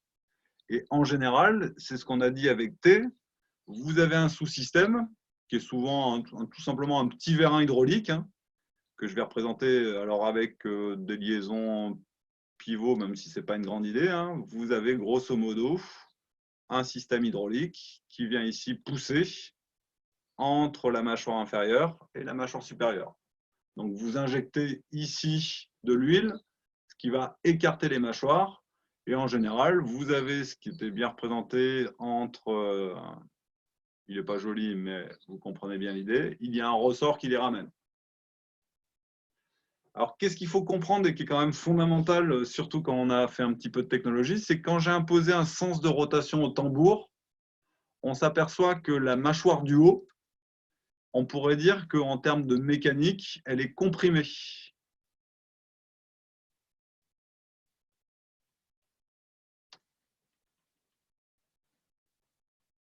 OK? Alors qu'à l'inverse, si vous regardez celle-ci, elle est plutôt tendue.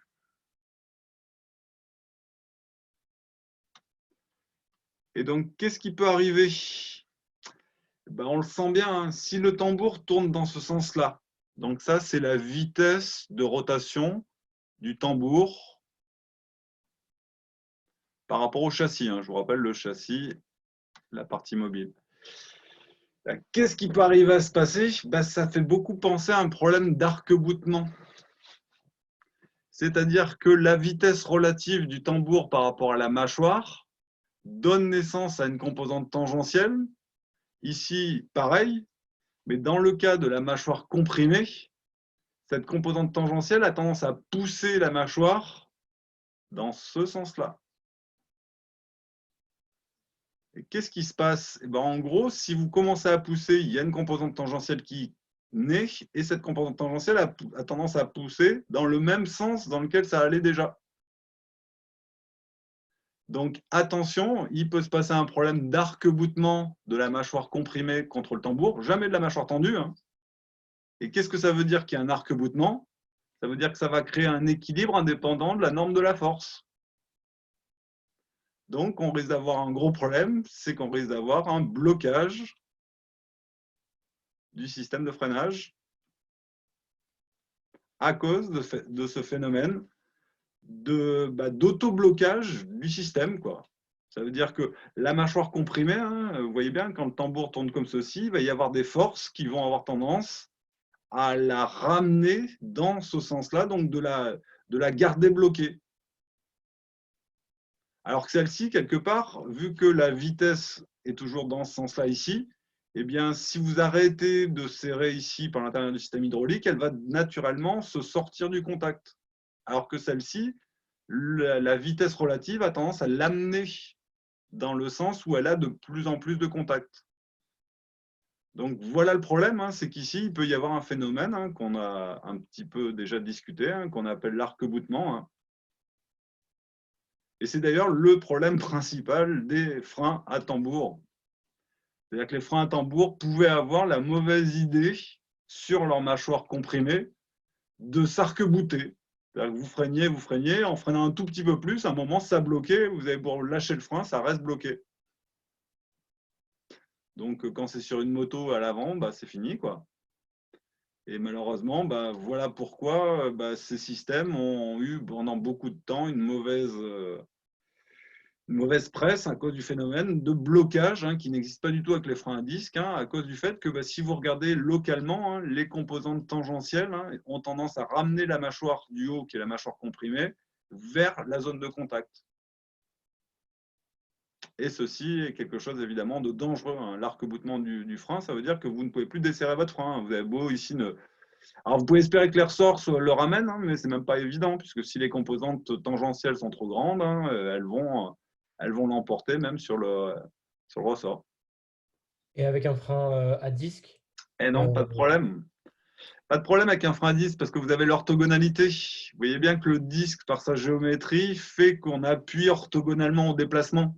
C'est-à-dire que la composante tangentielle, elle ne crée pas quelque chose qui envoie la plaquette sur le disque. Et est-ce qu'il peut y avoir un souci au niveau, par exemple, si c'est un frein à disque hydraulique, que le système hydraulique se bloque ou un truc comme ça? Alors, les freins à disque sont la plupart du temps hydrauliques ou à double commande. Ça veut dire que sur certains systèmes de véhicules, vous avez une commande hydraulique pour le freinage, on va dire, classique, et vous avez une commande mécanique pour le freinage de parking. En gros, quand vous êtes sur votre voiture et que vous tirez le frein à main, ce que vous tirez, c'est un câble qui écarte ou qui serre les disques ou la mâchoire suivant votre système de freinage de véhicule. Donc, vous avez un double système d'actionnement. En gros, vous avez un système hydraulique d'un côté. Bon, là, je suis sur le dessin d'un frein à tambour. Vous avez un système hydraulique d'un côté. Vous avez un système à câble en parallèle qui est donc intéressant parce que, évidemment, on ne veut pas laisser le système hydraulique tout le temps en pression.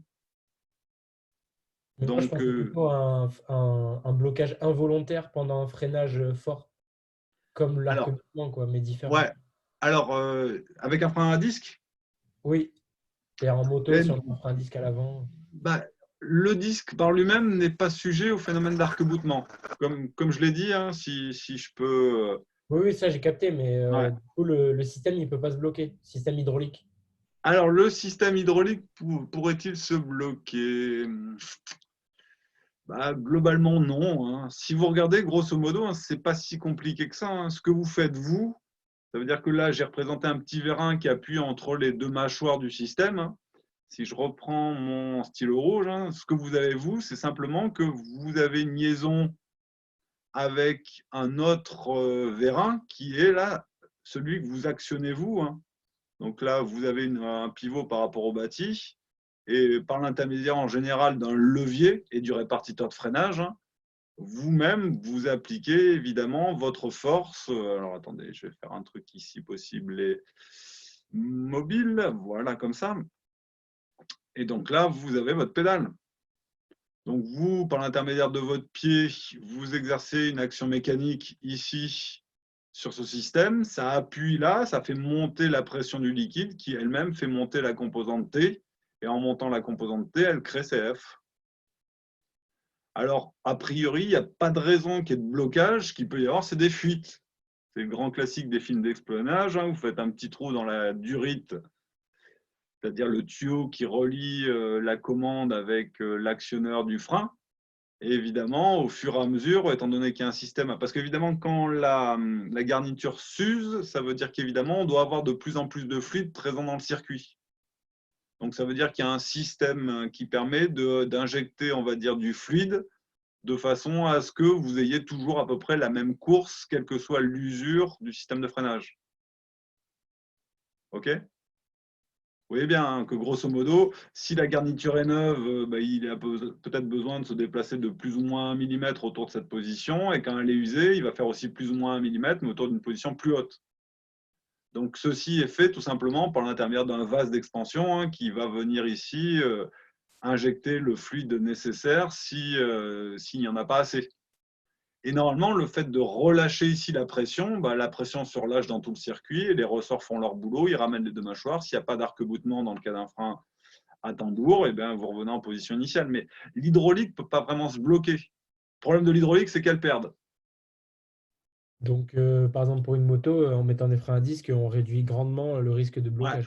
Ouais, tout à fait. Sur des vieilles motos, il existait des freins à tambour à l'avant et c'était des trucs qui étaient hyper dangereux parce que justement, on avait ce phénomène d'arc-boutement, surtout avec un peu d'usure. Hein. C'est-à-dire qu'en gros, neuf, ça marche à peu près, mais au fur et à mesure de l'usure, on se retrouve dans une situation où les composantes tangentielles introduisaient le fait que, vous voyez, hein, ici, je vais le remettre un petit peu en évidence, hein, cette mâchoire qui est la mâchoire comprimée, elle est plus ou moins poussée par les actions du tambour, alors que celle-ci, elle est poussée dans ce sens-là. Donc, en gros, la mâchoire qui est ce qu'on appelle tendue aura toujours tendance à décoller du contact tambour-mâchoire. Alors que la mâchoire qui est comprimée, elle peut rester bloquée juste due à cette action mécanique. Et là, vous avez beau redesserrer votre système de freinage, il reste bloqué, quoi. Et ça existait sur des vieilles motos. Hein. J'ai connu ça il y a assez longtemps. En freinant trop fort, à un moment, ça se mettait à bloquer et vous aviez la roue bloquée. C'est-à-dire que vous desserriez complètement le freinage de la moto et la roue avant était bloquée. Vous ne pouviez plus la bouger. Alors, il fallait essayer à la main la faire tourner dans l'autre sens. Il fallait la pousser dans l'autre sens de façon à, on va dire, à inverser le sens de qui est la mâchoire comprimée par rapport à qui est la mâchoire tendue et vous arriviez à le débloquer. Enfin, c'était quand même un petit peu une manipulation pas très pratique, hein, mettre la moto sur centrale, envoyer des coups de pied dans la roue avant pour faire tourner dans l'autre sens pour essayer de débloquer le frein. Enfin, si vous n'étiez pas cassé la figure avant à cause de ça, quoi. Donc, c'est réellement un système. Alors, les tambours hein, sont encore utilisés, comme je le disais, hein, pour les camions, hein, principalement parce que c'est relativement robuste et ces phénomènes de blocage sont moins dangereux pour un camion que pour un deux roues. Hein. Mais c'est vrai que sur les deux roues, des freins à tambour sur des deux roues, j'en vois plus beaucoup. Hein. Frein arrière, il y en a. Ouais, de temps en temps à l'arrière, mais bon, à la limite, si ça bloque à l'arrière, c'est moins dangereux qu'à Ouais, l'avant. C'est ça, beaucoup moins. Ouais. OK ? Donc, vous voyez, hein, faire très attention au fait que la complexité des systèmes, hein, et comme je le disais, hein, ce qu'on appelle les durites, hein, je m'excuse pour tout le vocabulaire technique, hein, une durite, ce n'est rien d'autre qu'un tuyau qui est capable de ne pas se déformer malgré des pressions assez grandes. Et évidemment, c'est fondamental parce que quand vous appuyez avec votre pied sur la pédale de frein ou sur le levier de frein si c'est une moto, vous faites monter la pression dans tout le circuit hydraulique. Et si votre tuyau se comporte comme un élément déformable, il va stocker une partie du fluide et ça, ce n'est pas bon. Parce que vous allez avoir l'impression d'avoir un freinage spongieux, un freinage mou. Et qu'est-ce qui sera mou ? C'est le fait que le fil, enfin entre guillemets la durite, la conduite qui assure la liaison entre le maître cylindre, ça s'appelle le maître cylindre, et évidemment le piston qui ici actionne les mâchoires, devient une liaison trop souple et ça donne un très mauvais feeling. C'est pour ça qu'on parle des fois de durite aviation, hein. Les durites aviation, ce sont des durites métalliques tressées, hein. Donc l'extérieur de la durite est réalisé avec un métal tressé et le métal assure qu'il n'est quasiment pas déformable aux pressions habituelles dans les circuits de freinage. Pressions qui peuvent être assez grandes, hein. On parle quand même de plusieurs dizaines à centaines de bars. Même à la main, ouais, on peut arriver à des grosses pressions. Ouais. Est-ce que ça va pour tout le monde? Est-ce que vous auriez des questions? Non? C'est bon? Alors, on va passer sur ce qui était un peu plus notre travail d'aujourd'hui. Allez, Léon.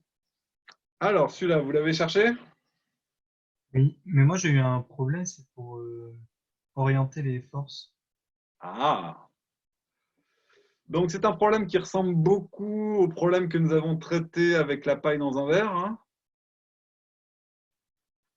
Donc, qu'est-ce qu'on voit? On vous dit, il y a une personne qui veut monter sur une échelle, sachant qu'on a deux contacts dont on fait l'hypothèse qui sont ponctuels. Alors, l'échelle est représentée par un fil ici, AB, donc de longueur et de dimension. Donc, les dimensions sont connues, on la considère comme indéformable.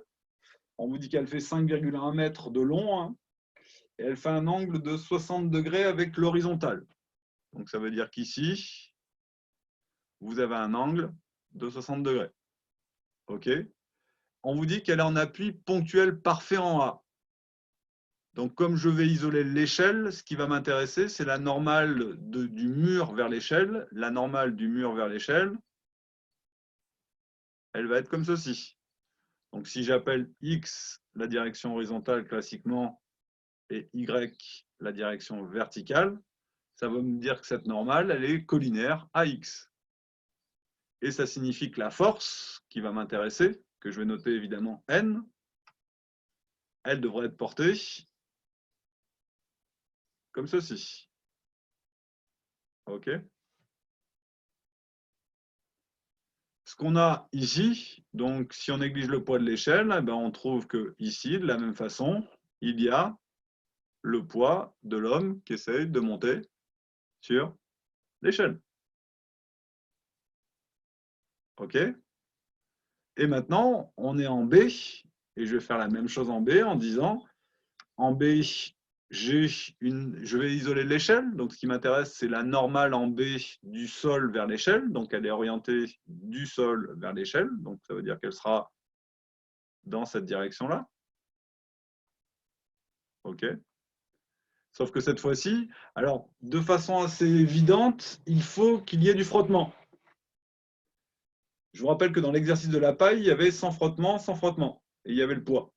Là, on est obligé d'avoir du frottement pour une raison très simple, c'est que sinon on aurait un solide soumis à 3 forces, 2 verticales, une horizontale. Et donc, on voit très bien que si la somme de ces 3 forces doit faire 0, ça veut dire que la force horizontale est égale à 0. Et si la force horizontale est égale à 0, ça veut dire que la force verticale est égale à la force verticale qui est ici. Et comment est-ce qu'on va pouvoir avoir la somme des moments égale 0 alors qu'elles ne sont pas au même point? Ça voudrait dire que la réponse à cet exercice, s'il n'y avait pas de frottement en B, ça serait il ne peut pas monter du tout à l'échelle. Si vous mettez votre échelle sur de la glace, hein, dès que vous commencez à monter dessus, elle se barre. Tout à fait logique. À cause du fait qu'ici, il y a une composante horizontale. Mais heureusement, hein, on vous dit il y a un angle de frottement de 20 degrés. Donc ça signifie qu'en reprenant le rouge, ici, j'ai une force verticale qui est inclinée d'un angle de 20 degrés. Qu'on va évidemment, alors on va toutes les noter avec les points d'application, hein. Celle-ci, on va la noter la force grand A, hein. Je vais écrire un peu plus gros, je crois que c'est un peu plus lisible quand même. Donc ça, c'est la force grand A. Ça, c'est évidemment le poids. Et la force inclinée ici d'un angle de 20 degrés par rapport à la normale, c'est évidemment la force qu'on va appeler grand B, qu'on peut décomposer dans une composante TB-NB. Hein, classiquement, hein, on aura TB qui est dirigé comme ceci. Donc, vous voyez, je travaille avec un TB positif. Donc, ça veut dire que la composante sur X de l'action mécanique B, je la note moins TBX. Ceci est important, puisque quand je vais appliquer les lois de Coulomb, hein, eh bien, je veux avoir une composante tangentielle et normale. La normale, elle est toujours positive, hein, puisqu'elle est selon la normale et que les conditions de Coulomb m'imposent le fait que… Je vais le faire comme ça. Je vous rappelle que la composante normale, hein, qui va être ici, hop. Donc celle-ci, elle s'appelle NBY, avec NB positif. OK. Alors, Nathan avait des problèmes pour orienter ses forces. Peut-il m'expliquer ce que… C'était justement les 20 degrés là, je ne savais pas comment les placer. Par définition de ce qu'on appelle l'angle de frottement, hein, l'angle de frottement est le demi-angle au sommet du cône de frottement. Donc, ça veut dire que par rapport à ce que vous devez retenir en termes d'apprentissage sur le coefficient de frottement, hein, c'est que lorsque j'étudie, alors je vais le faire en reprenant un petit dessin un petit peu qui ressemblait à ce qu'on avait fait dans le cours. Hein. Lorsque vous avez un contact ponctuel, si ici c'est le solide 1, je vais parler de la normale orientée de 1 vers l'objet que je considère. Donc, par exemple ici, la normale de 1 vers 2. Et donc après, l'idée du cône de frottement, hein, c'est que si on respecte les lois de Coulomb, il existe un cône centré évidemment au point de contact. Et ce cône, évidemment, a un demi-angle au sommet de 20 degrés. Ceci signifiant quoi? Alors, je le fais un petit peu mieux ici. C'est-à-dire que ça, en général, on l'appelle phi, parce que ce cône représente, quand on est sur le bord, ici les composantes tangentielles, ici les composantes normales. Donc, si je fais la tangente de cet angle phi, tous les rectangles qui sont à l'intérieur de ce cône me disent que tangente de phi, c'était sur n. Donc, j'obtiens cette relation qui est que tangente de phi est égale au rapport de la composante tangentielle sur la composante normale. C'est aussi la même chose que le coefficient de frottement.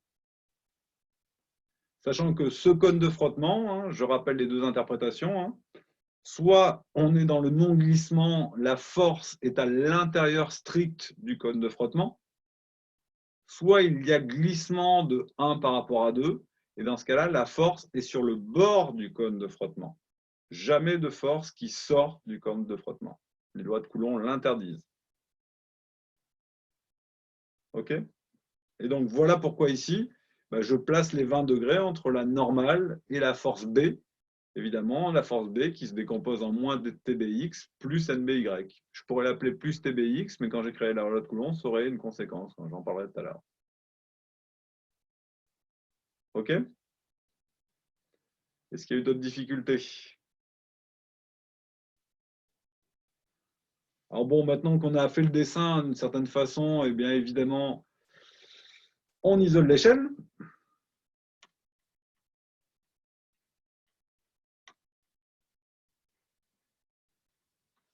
Elle est en équilibre. C'est ce qu'on veut, hein,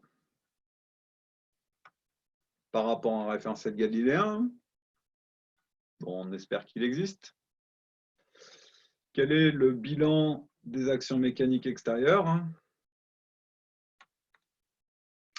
Eh bien, c'est ce qu'on a dit. Il va y avoir le torseur. Alors, oui. Alors, je vais l'écrire directement sous la forme d'une somme. Hein. Il va y avoir donc l'action A et évidemment pas de moment au point A, plus l'action en B et évidemment pas de moment en B. Donc, ceci représentant en fin de compte l'action mécanique globale du sol sur l'échelle. Donc, ça, c'est les deux actions mécaniques ici et ici. Et évidemment, en bilan des actions mécaniques, on ne va pas oublier le poids, hein, donc le torseur d'action mécanique de la gravité sur l'échelle, qu'on modélise classiquement par un vecteur P qui n'a pas de moment, lui non plus, au niveau du centre de gravité G. OK? Donc, si elle est en équilibre par rapport à RG, ce que me dit le PFS, hein, qu'est-ce qu'il me dit? Eh bien, il me dit que la somme des forces en projection selon X doit faire 0, la somme des forces en projection selon Y doit faire 0, et la somme des moments par rapport à un point quelconque doit faire 0. Ouais. Donc ça va être assez facile à écrire, hein. Je commence par la projection selon X. Ben, je vais avoir directement ce que je vais appeler A, puisqu'il n'y a qu'une seule composante, moins TB égale 0, ceci étant la projection de la somme des forces selon X. Si je fais la projection selon Y, je vais avoir moins le poids plus NB qui fait 0, ceci étant la projection selon Y.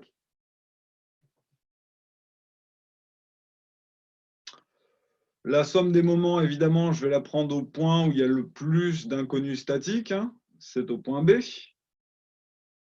Bon, je ne précise pas BZ, hein, je vous rappelle que l'équation de moment dans le cas d'un problème plan est toujours selon Z. Donc, qu'est-ce qu'on va avoir? Eh bien, on va avoir le moment de l'action A, qui fait le bras de levier OA. Le bras de levier OA, je dois pouvoir l'avoir assez facilement. Je sais que la longueur L, c'est la longueur AB. Donc ici, c'est l'hypoténuse d'un triangle rectangle dont je m'intéresse au côté opposé. Donc je vais utiliser le sinus. Donc je vais avoir la valeur de A fois la longueur L sinus 60 en degrés. Et la question, c'est est-ce que le moment de l'action A par rapport au point B fait-il tourner dans le sens plus ou dans le sens moins? Dans le sens moins. Dans le sens moins, hein, on amène bien Y vers X. Si je suis au point B et que je regarde l'effet de A, hein, elle fait bien tourner comme si elle amenait Y vers X. Donc ça veut dire que, évidemment, ce moment est négatif selon Z. Et heureusement, hein, il est contrebalancé par le moment du poids. Hein. Alors le moment du poids, on ne sait pas où il est G, mais ça tombe bien, ça va être notre inconnu. Hein. Donc pour des raisons de praticité, hein, je vais appeler cette distance XG, puisque c'est mieux de me placer par rapport à l'origine. Et donc, évidemment, le moment du poids va faire apparaître cette distance-là, qui serait OB moins XG. Donc, je peux écrire ici plus. Donc, j'ai dit OB moins XG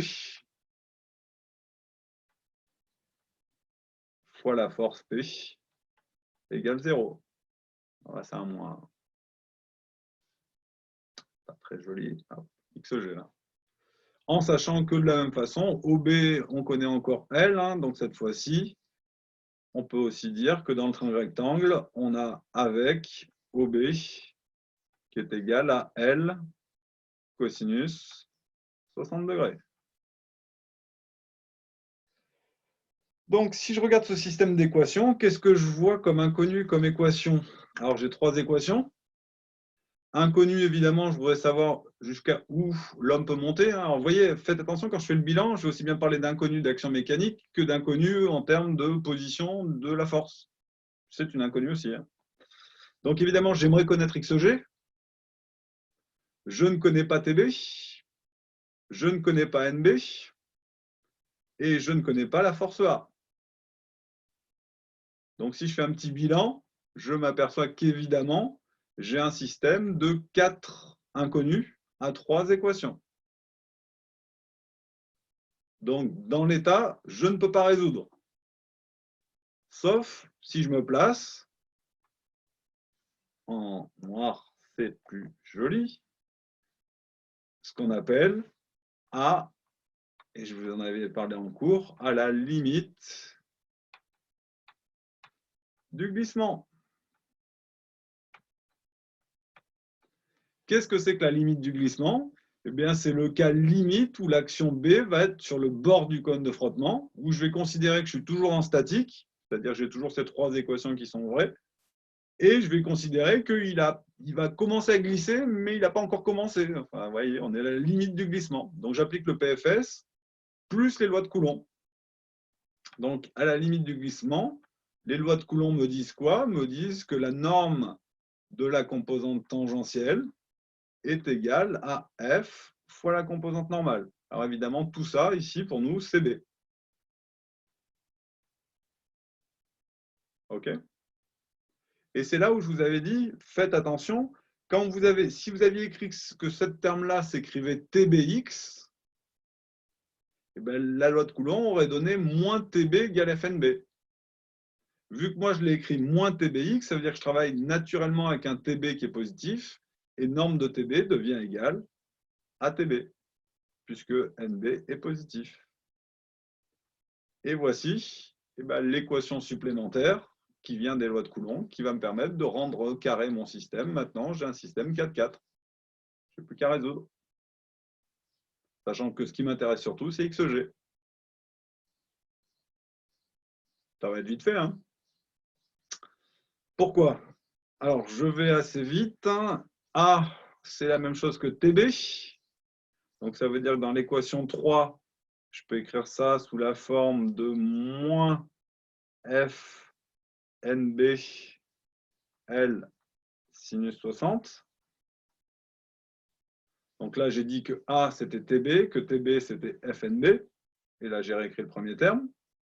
Plus OB, on a dit que c'était L cosinus 60, moins XG qui m'intéresse.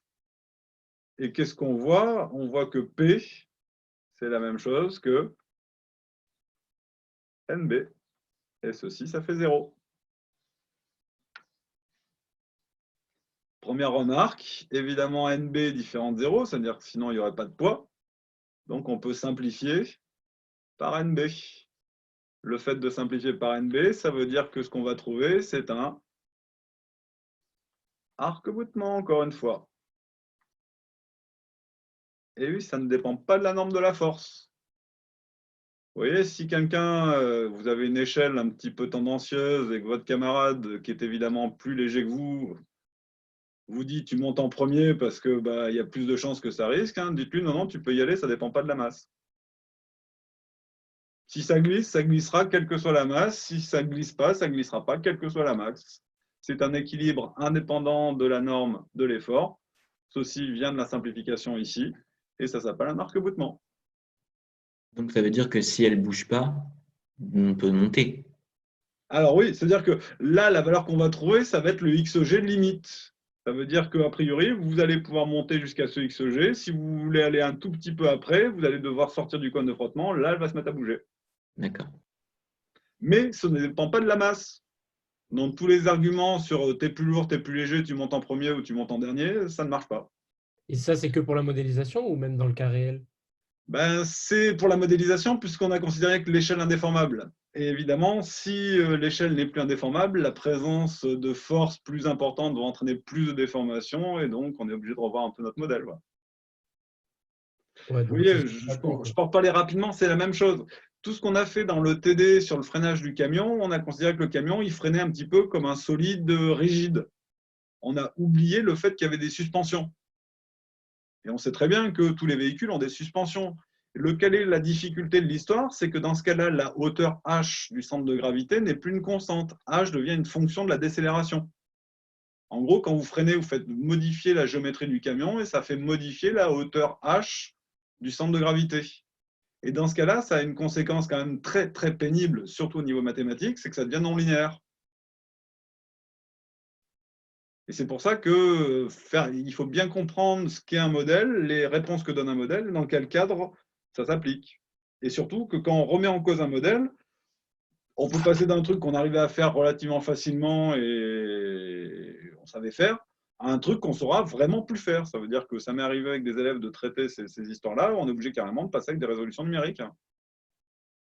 Si vous dites, attention, h devient une fonction de la décélération, c'est-à-dire que vous écrivez le PFD va vous donner des équations en plus, mais la résolution de ce système n'est plus une résolution linéaire, et pour la faire, on est obligé de passer par un PC, quoi. Alors, je vais juste, dans le peu de temps qui me reste, essayer de trouver évidemment le XG dans cette histoire. Hein. Alors, ça ne doit pas être trop compliqué, puisque donc j'ai simplifié par NB. Il suffit simplement de mettre ici que, alors je suis en noir, c'est ça.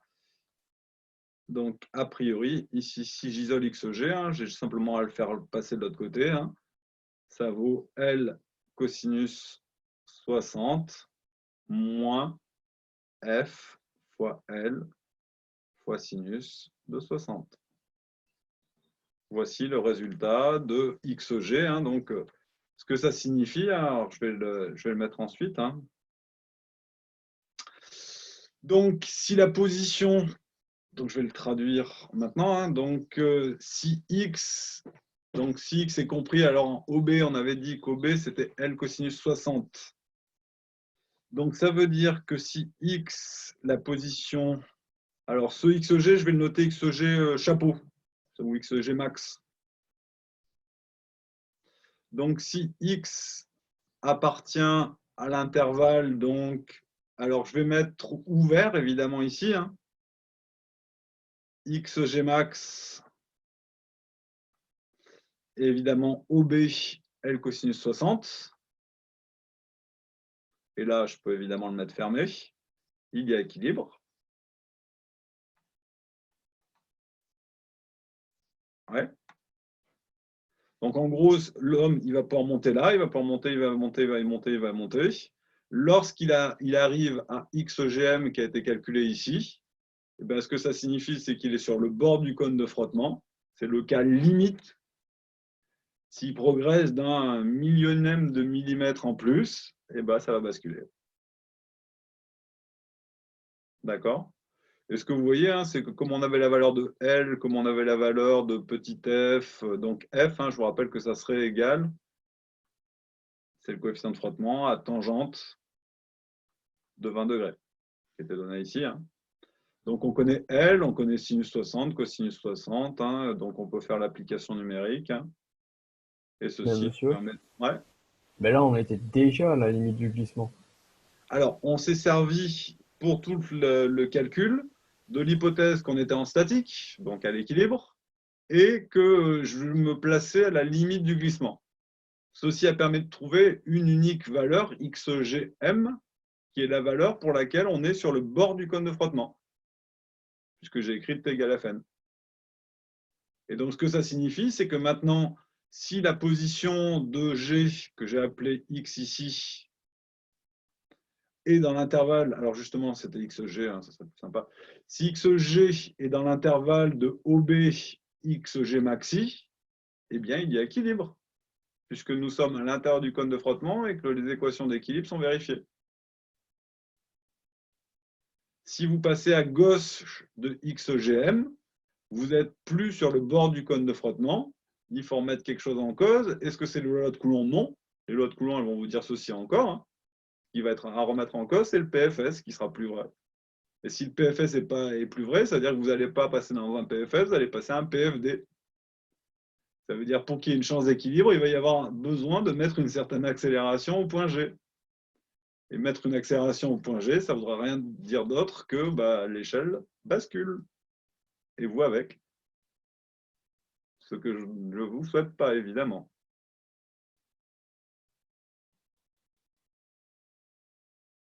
Est-ce que j'ai expliqué ça correctement ou... Alors, je ne sais pas si la valeur numérique, hein, je ne sais pas si on l'a. Quelqu'un l'a calculé ou vous l'avez déjà? C'était dans les combien dans l'XG de mettre des brouettes, non? Enfin bon, je vous laisserai finir cet exercice. Après, on peut, en fonction du nombre de barreaux et le fait qu'on va mettre du frottement, ce qui va se passer. Hein. Et je vais vous rajouter, vu que vous avez un week-end prolongé, hein, il y a pas le lundi est férié, hein, donc on se reverra que mercredi prochain. Hein. Donc je vais vous faire parvenir un petit sujet de type concours, hein, je vous en avais parlé. Hein. Pour moi, on a à peu près fini et on va essayer de refaire un peu des révisions globales sur des sujets de type concours. Où on refera un peu de tout, asservissement, statique, cinématique, un peu de combinatoire, etc. Mais vous me terminez aussi ce sujet. Hein. Je vous rappelle que ça, c'était assez intéressant. Hein. C'était un sujet de concours qui portait sur un système qui s'appelait IBIS, hein, qui avait été développé par le CNES, hein, qui consistait à étudier les développements de larves de crustacés dans l'espace. Et pour ça, ils les mettaient dans des cassettes. Et dans le sujet, on avait étudié à la fois l'extraction d'une cassette. Hein, donc, en gros, la cassette sort dans ce sens-là. Il y a une bille qui la coince. Il y a du contact avec frottement ici, du contact avec frottement ici. On vous demande de dessiner tout ça pour arriver à faire un peu de PFS sur cette histoire-là. Et après, on fait un petit PFS sur l'ensemble d'une cassette qui est tenue par 4 billes qui l'indexent dans un logement. Et monsieur, d'ailleurs, je comprends pas ici le frottement qu'on a en D. Donc, je vois pas pourquoi on a du frottement quand on la retire. Eh bien, parce que quand vous faites bouger la cassette dans ce sens-là, vous comprenez bien qu'il faut que la bille, elle se barre à l'intérieur ici, là. Donc, ça veut dire qu'il y a une vitesse en D du point de la bille par rapport au bâti. S'il y a une vitesse de glissement, ça veut dire qu'il y a une composante tangentielle qui respecte Coulomb. Voilà. Ça, c'est un extrait du sujet de concours. Hein. J'ai pris que la partie statique, et je trouve qu'au moins, elle était bien posée sur qu'est-ce qu'on attend de vous. Hein. Ce qu'on attend de vous, c'est de poser proprement les normales et les composantes tangentielles par rapport aux vitesses de glissement. Si vous avez ici la forme de la cassette, donc là, la cassette, elle est ici. Si la cassette, on la pousse vers le haut, bien, ça veut dire qu'ici, évidemment, la bille, elle doit rentrer. Donc, ça veut dire que vous pouvez me tracer le vecteur qu'on va appeler le VD de la pièce 1 par rapport à 0. Alors, quand je dis que le tracer, c'est que vous devez me trouver le sens de cet objet-là. Et une fois que vous aurez le sens de cet objet-là, vous pourrez en déduire comment est la composante tangentielle qui exerce 0 sur 1. Et ceci, c'est les lois de Coulomb qui vont nous le donner. Même motif, même punition au niveau du point A. Pour que la cassette puisse être extraite, il y a un certain sens du vecteur VA, évidemment de la bille 1 par rapport à la cassette 5. Ceci va vous permettre d'avoir des informations sur la composante tangentielle qui exerce 5 vers 1, toujours grâce au lot de Coulomb, à chaque fois. Et une fois que vous avez ça, connaissant les coefficients de frottement, vous décomposez, vous faites le PFS. Est-ce que ça vous aide? Oui, non? Est-ce que vous notez VD et VA, c'est les vitesses? Alors oui, ça c'est les vitesses, bien sûr, oui. Ouais. Mais ça veut dire que... naturellement, comme on sait qu'elles vont aller à gauche, c'est forcément vers la gauche. Alors, attention. Si le sens de l'extraction de la cassette est comme ceci, ça veut dire que le sens de VD de 1 par rapport à 0, vous le mettriez vers la gauche, c'est ça? Oui. Ouais. Donc, ça veut dire que l'action de 0 sur 1, l'action tangentielle, elle va être vers la droite. Et on parle de T0 sur 1. Et ceci, c'est les lois de Coulomb qui me disent ça. Parce que le produit scalaire de ça par ça doit faire quelque chose de négatif. Les deux choses sont opposées. Pouf. Allez, je vais vous souhaiter une bonne fin de journée. On se revoit mercredi prochain. Comme je vous ai dit, je vous envoie un petit sujet un peu plus global. Vous terminez tout cela, qui sont quand même beaucoup moins difficiles. Vous n'hésitez pas à me poser des questions si nécessaire. Et je vais vous souhaiter bon courage aussi. Monsieur, d'ailleurs, vous pourriez nous Merci, au revoir. Oui, tout pour qu'on ait le temps de s'organiser pour le faire. oui, j'essaie de l'envoyer pour demain. Ok, super. Merci. Très bien. Au revoir, monsieur. Au revoir. Au revoir. Au revoir, monsieur. Au revoir, monsieur. Au revoir. Au revoir.